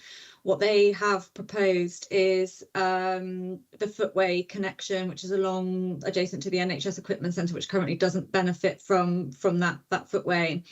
So there will be some additional or enhanced provision for active travel, in this case walking. I think probably one of the challenges of trying to get a dedicated facility on Crown Lane is you do have this narrow section, which is on the screen now. And I'm not sure whether it would be possible to get any dedicated provision for cyclists there. But obviously in this case, the applicant is proposing to deliver a footway which isn't currently there. Thank you very much. I think probably we've... do you want to say anything? I want to stop this. Just to assist further to your point, but on the cycling thing, there is a condition regarding the provision of cycle storage on site. So in terms of encouraging alternative modes of transport, that's built in through our standard condition as well, that facility would be provided prior to occupation. I'd like to thank you for the questions. I think I'd rather we move on to the debate. I'd like to hear the ward member, what he's got to say. We've had a very good questions and sorted out a lot of things. So if you're all right with that, would you like to return to your seats? Thank you. And I'll ask Rick Della when they've sat down if you could address the committee. Thanks, Councillor Della.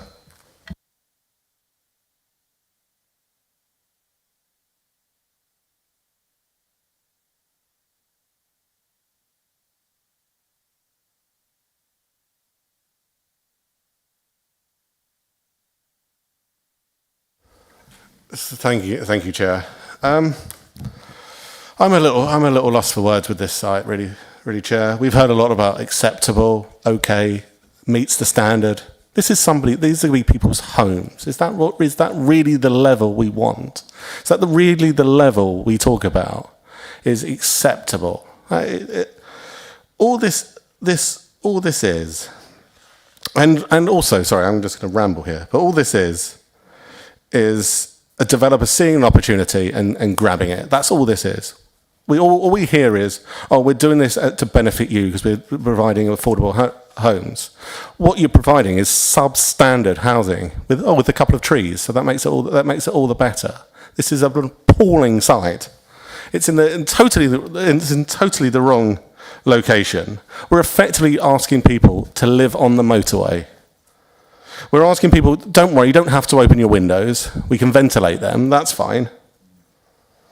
You can stand at the top of that site. I know members went there today. You can stand at the top of the height and you can hear the motorway time and time again. Surely we have a duty of care to these people who are going to be living in these properties.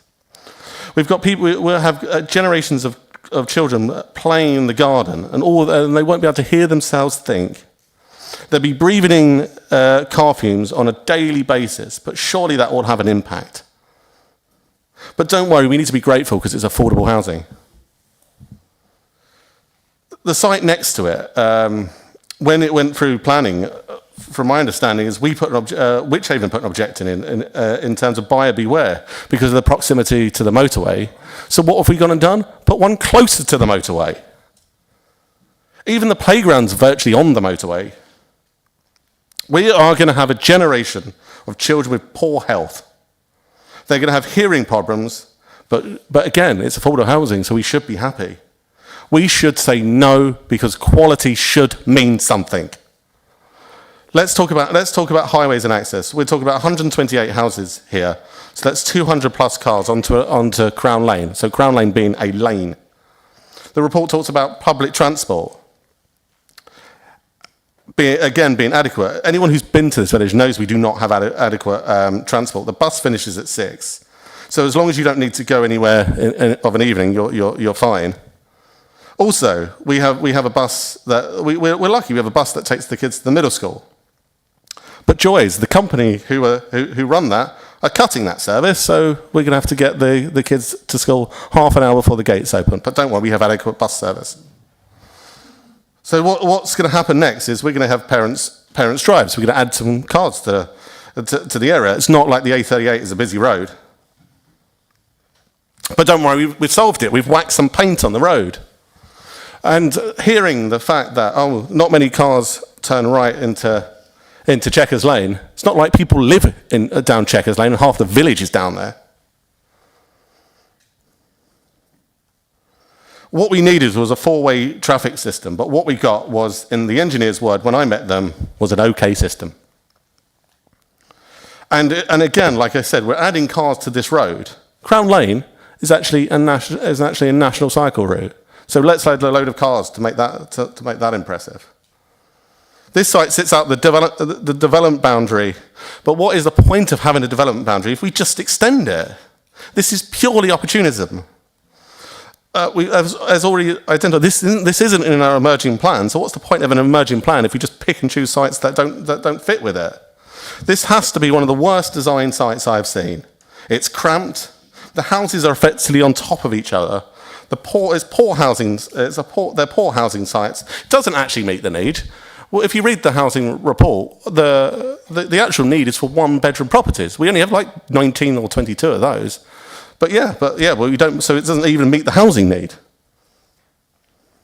All this is done is designed to act as a sound barrier. You're living in a block. But yeah, let's talk about affordable housing for a minute. So I grew up at an estate like this. I grew up in houses built on top of each other, where the developers crammed in as many houses as possible. I am one of the biggest champions of affordable housing, to the point where every meeting I have with our housing team, I talk about building more properties. But what we need to build is quality properties. And that should never be at that expense. How do we ever expect people to rise up if we give them substandard housing? Housing should be something we're proud of. It's a basic human right. What frustrates me more than anything is we would not put market value houses on that site because no bugger would buy it. I want Wychavon to stand for something. It stands for quality. This is our legacy. Do you want, in 10, 20 years' time, people going, how did we approve that? I urge you to look at what the developer is trying to pass something here that would be refused. If we had our plan adopted, or when we have our plan adopted, this would be refused. The only reason it's been pushed so quickly is because our plan is going through examination now. I say we should build houses, but we need to build quality houses for people to be proud of, not substandard rubbish like this. Thank you very much, Councillor Della. We appreciate your passion for your area. Open it to debate now. I think I've got three speakers. So shall we start with Councillor Birch, Councillor Robinson and Councillor Kersey? Is that all right? Councillor Birch? Thank you very much, Chairman. Difficult to follow up on that. Look, I really don't see how we can justify this. And the reason I asked my question, you all said, you knew what the answer was going to be. How can you do you believe the standard of life would be good here? Is because, well, I don't want this on my conscience. If this gets approved either here or at appeal, I don't want it on my conscience that we've told people that this is an acceptable place to live and that their standard of life is going to be good. Because I truly don't believe it. I struggle to see how living this close to the M5, one of our nation's key motorways, would be a comfortable living environment. It wouldn't be. The fumes, the noise, all the rest of it, it's not a comfortable place to live in the slightest. We constantly have these 100% affordable housing schemes come forward, and none of them really are of a good quality. Because we are expected to be grateful. We're expected to turn around and shake their hand and say, thank you very much, we really appreciate that, what a good job you're doing. No, it's because if you had that and in an estate agent's window, nobody would live there, I wouldn't live there, and if any member of this committee is going to tell me that they'd live there, then I believe that they're lying to me. Because nobody wants to live that close to a motorway. It's simply an uncomfortable living environment. And that aside, the design of these houses, a block of houses with some courtyard sort of prison yard garden that my colleague called it. It's terrible design. You're chucking them all in together. People are living on top of one another. People are living, this is not the design that Wychavon have ever endorsed. This is not the design of Wychbold. Wychbold is a village where there are blocks of houses, and it's, I think you struggle to say there's a specific design in Wychbold, but the density is nowhere near this high. When it comes to design, we need to be designing developments based on looking good. We don't design them so that they're quieter or so that we just about get them under that noise limit. We design them so they look nice. When you drive onto your estate, you can be proud of the fact that you can tell your friends and families that you live there. Now, I couldn't tell my friends and family that I'm proud to live there. I couldn't tell them, come down to my estate and see how lovely it looks. One, because it would be bloody noisy. We need to be realists. People want to open their windows. People want to speak to their neighbours on the doorstep. People want to have family barbecues in the garden. People want to send their children down to the play area to go and play with their friends. You can't do that here because it's simply not a comfortable environment. The design is absolutely appalling. Whether it's affordable or not, you know, we shouldn't be forcing people to live in this quality of homes. I get Councillor Morris's point about active travel, but Wychbold is not a village that really sustains active travel in any way, shape or form. I work for one of the area's largest employers, which is just down the road. We had a bikeability scheme and we scrapped it because nobody could safely cycle there. You can't safely cycle down the A38. It's almost impossible. And the way that it's been designed, I think you'd ever struggle to be able to change that without winding the roads, knocking down houses, all the rest of it. It's not safe. It would be dangerous to encourage people to cycle down that road. So there's not active travel routes. People will need to drive. People will need cars. We constantly talk about the need for public transport routes and all the rest of it for social housing. Well, we haven't got that here. We haven't got that in this village, let alone in this development. I just don't see how we can justify allowing this to take place. The traffic at that junction is already appalling. As Councillor Dale points out, the other side of the junction from Crown Lane, numerous houses, village hall, loads of stuff going on the other side. It's already busy. People are constantly travelling down the A38. There's never a quiet period for the A38. So to be putting more houses there, paint's not going to do it. In my opinion, the only way that you could ever allow any additional development down there where it is a side is with a roundabout, and there's not the space to do that here. You can't deliver that. I even think, looking at the traffic light system that we've got down at Copcut, which is the application we just spoke about, they don't work. You know, you can't manage it properly to allow proper flow of traffic. So, based on the fact that I don't think the highways conditions are going to suffice, based on the fact that the design is absolutely appalling, and based on the fact that it's completely in the wrong place due to the amount of noise and the uncomfortable living standards that people will have to endure, there's no way that I could support this application. Thank you, Chairman. Thank you, Councillor Birch. Councillor Robinson. Thank you, Chairman. My apologies for not being able to attend the site visit. I wasn't feeling very well this morning. I think this is getting me stirred up enough that I've come back to full voice. And I know this location very well. I used to work at the Equestrian Centre down Crown Lane, and we used to ride the ponies up there and in the fields, and the motorway was busy for those decades, but nothing like it is now. And I'm horrified by what I see before me. Is this really the best we can do for the most vulnerable in our society, for affordable housing, and usually 100% on a site? We usually get a mix, which creates a balance. And it conflicts with SWDP2. And when I listened at length to the acoustic assessment and read about it, and we talk about the efficiency of the glazing, but surely residents need to spend time outside as well, especially for health reasons. And we know that with our vulnerable people, this is often an issue. And so I don't think they would do it here. I think they'd stay indoors if they could. And the traffic regularly queues at this location on the M5. At peak times and when accidents are created, you have hold-ups, but people are still sitting there revving the engines. And yes, we need housing, but at what cost? Not a great legacy from us.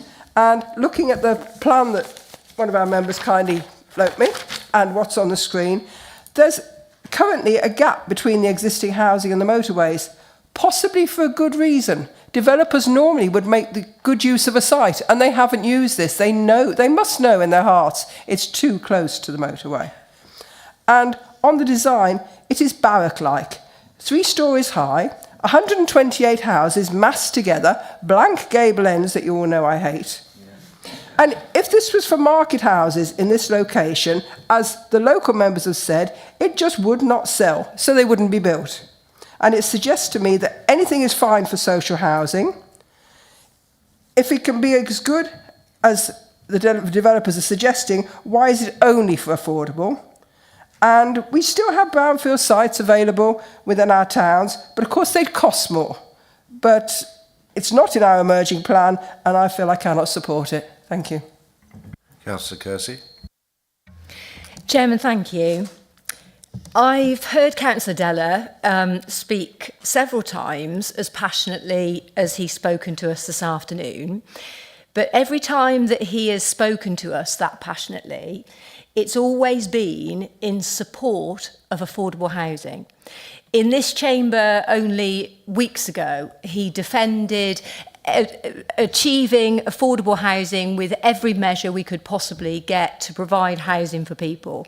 So to hear Councillor Della speak so passionately to us this afternoon about affordable housing and use the words such as appalling really tell us all we need to know about this application.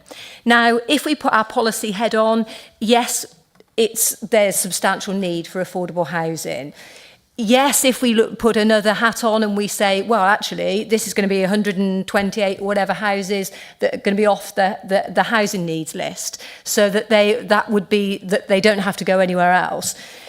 If we think about, in this same chamber a month ago, we were looking at affordable housing in Hampton, and we were talking about it being on a steep hill, and we deferred it for an improved design. We are now, the same committee, looking at an application that we can't look at the design because this design is the only one that can achieve the noise constraints that it has to work within. And I do think that Rachel said that the M5 might have increased by 2%, but everything we're looking at here from a noise perspective, everything is on the margin. You know, what's going to happen to the noise on the M5 in the next 10 years, 15 years? Surely it's going to increase. Everything is on the margin. We're talking about vents in the windows. We're talking about these really tiny things to be able to get things under the line that's needed to be able to say that this is acceptable. Well, I think acceptable is a strange word to use in this situation. And should we be actually saying that this is acceptable because it just comes under the line of figures and percentages, to say that this is going to be the homes of 128 families? Now, what I wanted to ask the agent was, as you've heard me ask many times, how much consideration have you given to Wychavon Design Code? But that would have been a completely futile question, because as we look at this, it's not only the complete opposite to the design code, but it genuinely looks like a prison from above. If that was an overhead shot of Long Lartin, I wouldn't be surprised. And the agent actually used the description perimeter block arrangement. And that really does spell prison, perimeter fence, perimeter block, and it really concerns me. And what I'd like to do is just to go back to the reason why we did a design code, and that was so that people could create a place and people could be proud of the place that they live in. What comes from that, when people are proud of where they live, it then builds community, people look after the properties, and it builds that cohesive community. I fear that if this went ahead, it really would create some sort of ghetto, because people wouldn't be proud to live there. They wouldn't take a pride in it. Who would be proud to live in a property that is in a perimeter block arrangement who cannot open their windows? We've spoken about the windows need to be closed. People can open the windows, but we know that as soon as they open their windows, they are going to then have the noise pollution way beyond the level that they need to do. Now, yes, we need affordable housing, we need it in the right place, and we need it the right quality. Yes, it would deal with some of our housing need, but the agent said that he's proud of this scheme, and it's not, and that noise hasn't driven this design. Well, if it hasn't driven the design, then it certainly needs to look a lot better than the aerial design of Long Lartin, but it really does seem like affordable housing, not at any cost, but any affordable housing will do. So I'm really concerned about this application, and I wonder if morally we really should be approving this. Thank you, Councillor Kersey. Any further? Councillor Middleborough. Thank you, Chairman. When I drive up and down the M5, going down from probably Junction 7, going down to Exeter and back, I pass numerous estates which have been built adjacent to the motorway, whether it's as I go through Tewkesbury and whether just further south as Gloucester expands and start to move towards North Bristol and then move on to Tiverton and Taunton, we have developments up against the motorway. What we've heard today, I think, and I'm satisfied about the noise issue that I've heard, and there are other things which may happen in the future, but I'm not going to speculate about that. When I look at any housing estate from above, yes, you can describe it as a prison block. Actually, if you look at Long Lartin, it's quite different if you look at it from above. It's a different layout altogether. So I am not going to fall into any trap about saying that this type of development isn't fit to live in, because lots of working people and other people in this country live in similar places, and they like living in those places, and no doubt in other parts they are into the community. But this is conjecture on our part. We have a planning application before us, and I actually believe it's been put together in a sensible manner. It provides the social housing numbers. Yes, there are some tweaks and things which we've been talked about, and the developer has heard about them. But I'm not condemning, if I vote for this to be approved, I'm not condemning people to live in some East German ghetto, because it isn't an East German ghetto at all. It's going to be part of the community of Wychbold. And we heard these stories probably 25 years ago when I used to talk to Judy Pearce, who was the district councillor at the time, about the developments. So I am comfortable, I think, with the development on the table. Thank you, Councillor Middleborough. My only point to make is that Wychavon covers the M5, and I can't think of an actual a housing development quite as near the M5, except unless you go north, where the M5 was pushed into when you go north towards Dudley. I can't think of south being a development like this. Councillor Morris, followed by Councillor Dawes, followed by Councillor Birch. Thank you, Chair. We have a duty of care to also provide housing. And I'm going to agree with quite a few of the points from Councillor Middleborough. I deliver to along the Tagwell Road, and yeah, you walk round there and it is noisy. But people have chosen to live there, and some people have no house to live in. And if you said to them, we cannot judge this just from our perspective. We need to judge it from the perspective of people who are homeless, or who would like to move out of their parents' home. They've got nowhere to live. They want to get married. They're a young family, and they have no choice. So I think we have to have a balanced view here. And okay, I'm picking up from quite a few of my fellow councillors that they would not like to live there. We're not asking you to live there. I am impressed with how much time and effort the developer has put into the acoustics assessment, looking at the thermal mitigations. I'm also impressed with, we've got everybody here, all of the officers present, we've got someone from Highways. Yeah, I'm not happy with the junction onto Crown Lane, Checkers Lane, but it's a problem at the moment.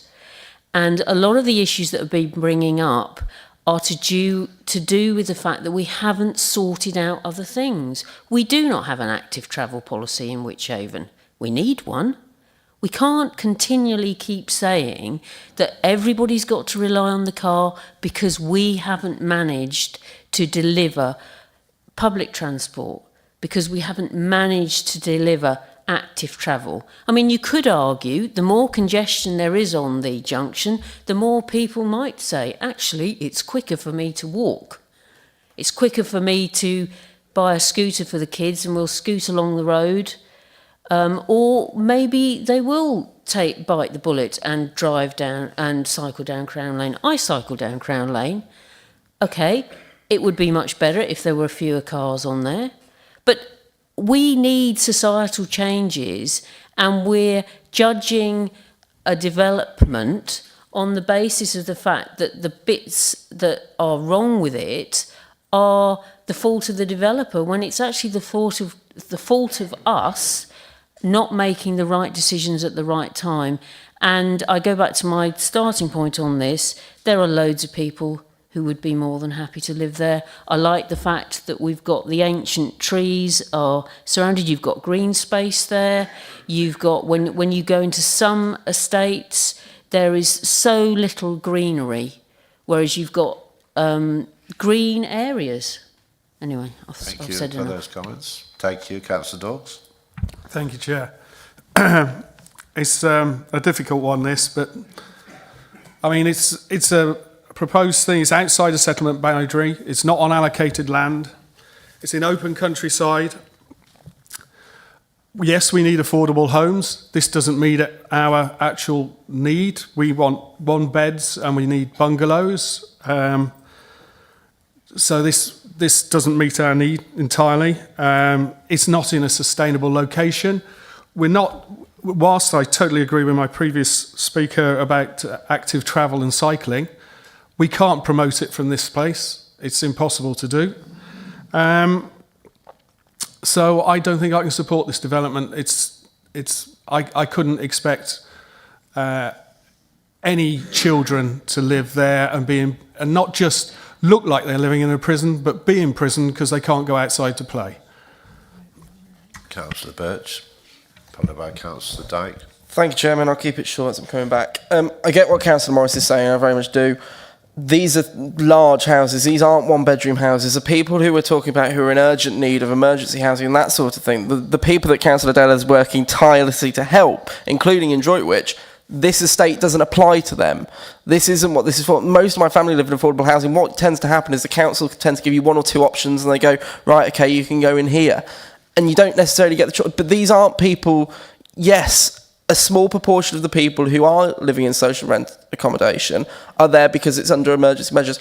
A lot of them, like my family, because they worked minimum wage jobs for the majority of their life and made through it and couldn't afford a mortgage, so have relied on the public sector. And I wouldn't have my family living here. And they're the people that we also need to be thinking about. Is the fact that when it comes to it, the council have a number of houses that are unavailable, platform housing rather, and we sort of place people, and we'll be placing families like that, families who do work, families who work very hard, families who work 78-hour weeks, earning a minimum wage, and we're going to be putting them here simply because they can't afford to get a mortgage in the current climate. So yeah, we need to build more houses to deal with that, but we shouldn't be forcing people to live there. Yes, there are a small proportion who are in need of emergency accommodation, but these are large houses, and I don't think that this estate and this development is going to apply to them. So I'm going to propose that we refuse this application.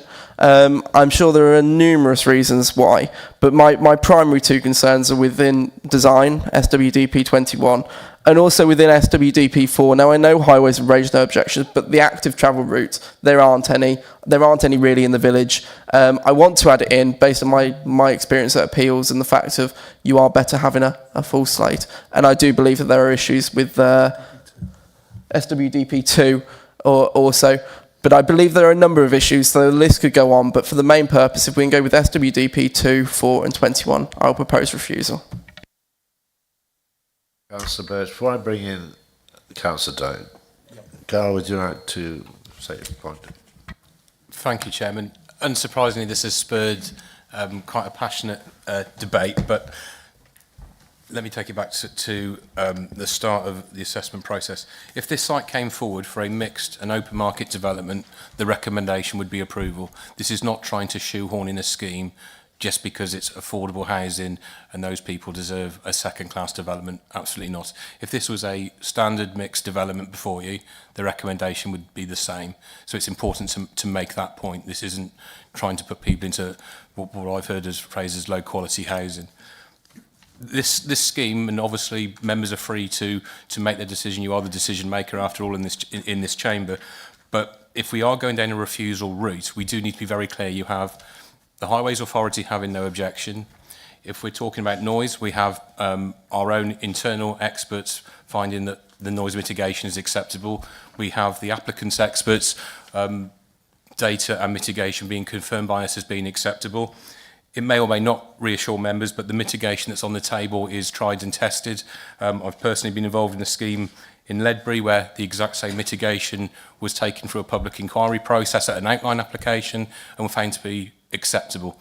And on the word of acceptable, because I think there's a concern about standards and is this just enough? If we're in an appeal position, acceptable is going to be what an inspector is looking at. Is it acceptable or not? And if we're looking at noise, if we look at the MPPF and what the MPPF says about noise at 187, it talks about unacceptable. So clearly, acceptable is the benchmark and the test in terms of what any inspector might look at when it comes to noise, and also other matters such as highways in terms of meeting the test. If we look at our, we're well versed with this. Our housing land supply is 1.1 years. This contributes to that. So being outside any settlement boundary, I think we're all well versed in that our settlement boundaries really are not enforceable at this moment in time. So we are looking at our development sustainably located. It's inarguable that this development is in a sustainable location in terms of its physical location and proximity to facilities. In terms of the emerging plan, obviously that at the moment we know it's at EIP, and hopefully some of you managed to attend or view that. We currently can give that very little weight. But in terms of the SLA, just to give some context to that, because the site was rejected from that, what we need to remember is allocations in an emerging plan need to have some degree of potential certainty to come forward to give us that housing land supply figure. It's no good putting sites in a local plan that are undeliverable or highly constrained or have no realistic chance of coming forward during a plan period. So whilst this site may not have met our high level test, and it is a high level assessment, quite often you knock out sites in flood zone 3, flood zone 2 and other sort of high level issues like that. Just because it was knocked out the SLA doesn't mean it's not a reasonable site. It just means in terms of an emerging local plan, because of some of these constraints and the uncertainty that brings, we can't guarantee that would come forward in our plan period. And of course, that would then undermine our housing figures in terms of our plan. So we need to have sound allocations in a plan. So it's just to put that into context. In terms of the single amount of affordable housing delivered on one single site and concerns about social inclusion and over-provision, as members will be aware, there was a very important planning decision at Tamworth. And just to give you the context, Tamworth has over a 5-year housing land supply. So they're exactly where the government want them to be.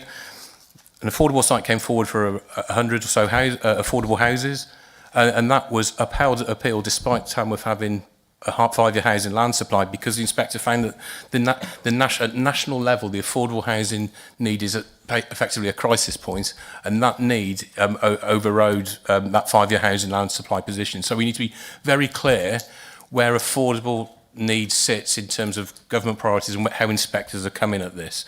That affordable need nationally cannot be underestimated. So whilst we've heard about it might not meet the precise need in our district, the inspector and government aren't really going to be too interested in that, because there is a need generally across the board nationally. So it's just to give you, if you are looking at this for a refusal, some of the things that you're going to be up against at appeal that arguably we won't be able to defend, or how an inspector, I'll remind you, is employed by the Secretary of State, and we know what the government's objective is. I won't mention the 1.5 million homes. So we know what you will be up against at appeal. So it's just to give you that clear picture that you are entirely free to refuse this application, but please be aware of what you will be up against at appeal, and certainly on technical matters in the climate of having highways as a technical expert and our the acoustic experts that have been involved with this, finding this to be acceptable, and the mitigation being a tried and tested mitigation package that's been in play in developments for 10, 15 years at least. So hopefully that gives members some insight in terms of where we might end up if certain resolutions come forward or go forward, but it's just so you can go forward fully aware of potential consequences and pitfalls. So thank you, Chairman. Councillor Dyke. Yeah, thank you very much, Chairman. Carl's just said a lot of what I was going to say, actually. But I think we need to be careful, because I certainly, sitting here, I was getting very uncomfortable with the them and us situation that was being put forward. And I think that's completely the wrong way to go. But I've also just, I read this before, but it's quite interesting in page 147 of the report. It talks about all the different services, and it says, Worcester Regulatory Service Contamination, no objection. Noise, no objection. Air quality, no objection. County Highways Authority, no objection. Highways Authority, no objection. Drainage, no objection. Urban Design Officer, no objection. Landscape Officer, no objection. Tree Officer, no objection. Archaeology Officer, no objection. Housing Officer, no objection. Worcestershire County Council Lead Flood Authority, no objection. So I really don't know where we're ever going to go when everybody else is happy with it.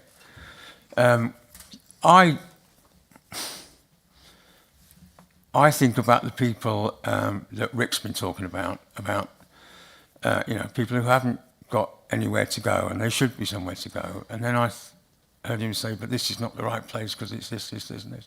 Well, it's not. It's not.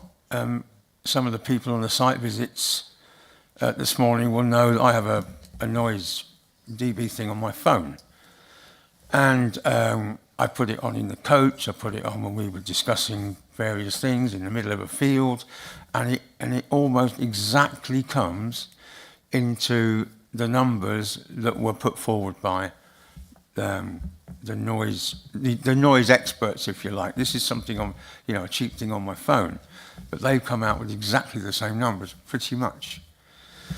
The only thing I am disappointed with is, and you know my thought on bungalows, and I heard 19 ground floor level masonettes. Well, that's not very many in a 128 house development. So I would like to see that looked at again. And I do agree with a number of comments made that the design, I perhaps wouldn't quite go far as a prison block, but I do think the design could be looked at again. There could be areas where we can move things maybe around to make it a little more easy for people to get around. You have to either go down one side that way and then back up the other side. It seems to me that there could be some movement for putting things in different places. And you will know, Chairman, that we're going through an exercise like that right now. And it was brought up earlier on that in Hampton, we met with the developer on design grounds, and we had a huge success with that. And everybody was very pleased with what we'd done, and it's now being built. So I might suggest perhaps that we look at the design element of it and therefore defer it. I do love the passion of people on this committee, and I've only heard the table banged once before, and he's sitting in front of me now. But that does show passion, and it does show that we are not, we don't just tick things through. We don't just read reports and say, oh yeah, that's all right, off you go. We do more than that, and we do think about the people that are going to live in them. So if somebody would second that, I think, okay, thank you. In that case, I'll propose it, that we defer it, and we get together, not me necessarily, but Rick perhaps, or certainly the local members, and see how it goes from there. So, thank you, Chairman, that's my lot. Councillor Dyke, I'll say a few things before bringing Carl back in. This committee has a mind of its own. It's a mind to decide. And I think that it's wrong if we don't retain that independence of thought. I'm slightly depressed generally with government policies. This isn't political, but we're obviously going one way, and the choices for this committee are limited, definitely. I'm afraid, Carl, I can't support this application myself. I've heard everything and I kept an open mind about it, but I feel that it's a blot, if you like, on something that could be really good. So that's my position. I'm afraid, unless somebody can persuade me, and I understand all the different things. It's been a really good debate. I will bring in Carl again, and I appreciate the officers working on this. It is not just difficult for this committee, it's difficult for the officers as well, because it is right, we have a 1.1 year supply, we need affordable housing, we need all these balances. So that is where I stand. Carl?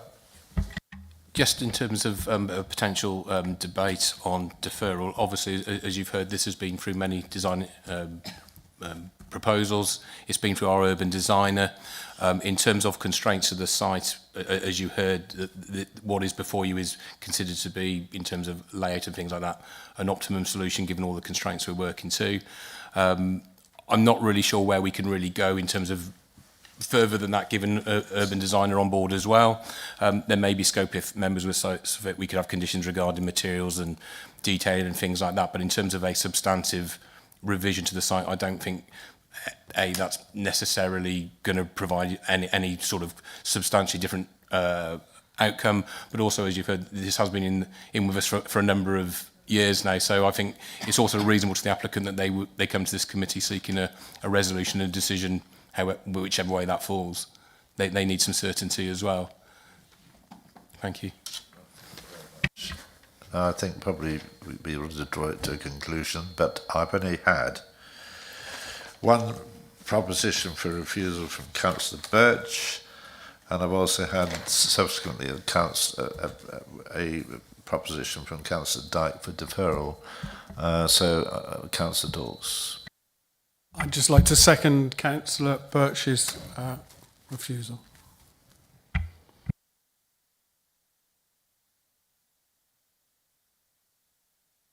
More comments, Councillor Sims.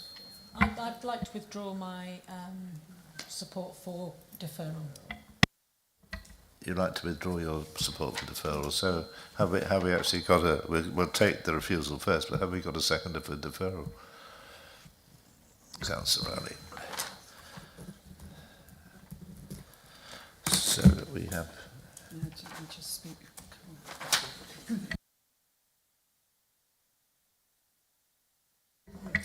Yes, Councillor Kersey. Chairman, thank you. Can I just seek, please, some clarification from Carl? Because, I very much appreciate we're in a very difficult situation here. It's a wonderful job, isn't it, being on planning committee? I'm sure we're having a really lovely afternoon. It's all absolutely great, isn't it? We've got all this freedom and to do what we want to do. It's a wonderful place to be. But Carl, it intrigued me that you said that, because normally if we have affordable housing applications come to us, particularly 100% affordable housing before the changes in the NPPF, it's because open market housing or mixed housing wouldn't normally be acceptable in that location. So I was particularly surprised in a way to know that you were saying that, notwithstanding the 5-year housing land supply, that this, if it came before us, the officer recommendation would still be for approval. And really beyond that, we know that the design is the design because of the noise constraints. So really, I guess it's to say, would this be, if this was open market housing and obviously a mix of the 40% affordable housing, would this design actually be acceptable? In principle, yes, it's a response to context. It's been through our urban design colleagues, and they, as you see, have no objection. The site, the development that's come forward is designed around the site, addressing in particular the noise. It retains the TPO trees. As you can see from the street scene before you, there is a mix and a range of facade detailing to break up the massing and create visual interest. So yes, I mean, the important point there is that we want to make sure that affordable housing and open market housing, that if you look at it, it isn't appreciable that it's one or the other. But in terms of the site with our housing and supply position, if this came forward as a mixed and open market scheme, yes, the recommendation would be approval.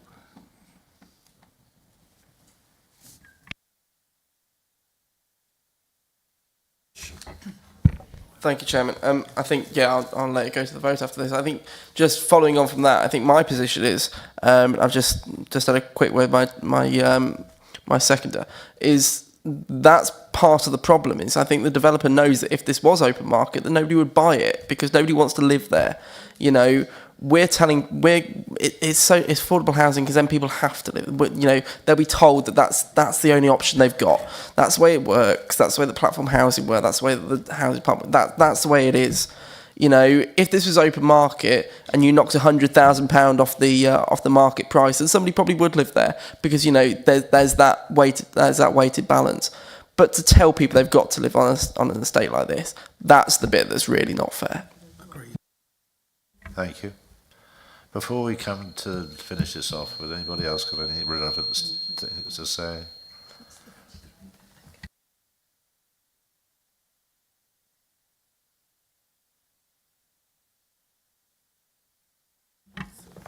Can I just check with members, please? So I've got on the table at the moment the motions to refuse the application based on the policy reasons of SWDP2, SWDP4 and SWDP21, which is design. And those are the three reasons that are proposed. Yeah, thank you. So if I move, I'll actually move to the vote. So the motion is to refuse the application for the following reasons: SWDP2, SWDP4, SWDP21 design, and of course there's a technical reason of not having a completed 106 agreement to secure the relevant 106 contributions. And I'm proposing that with the final wording of the refusal reasons being delegated to the Director of Planning and Infrastructure. So members, can I ask you to raise your voting cards, please? Those in favour of refusal.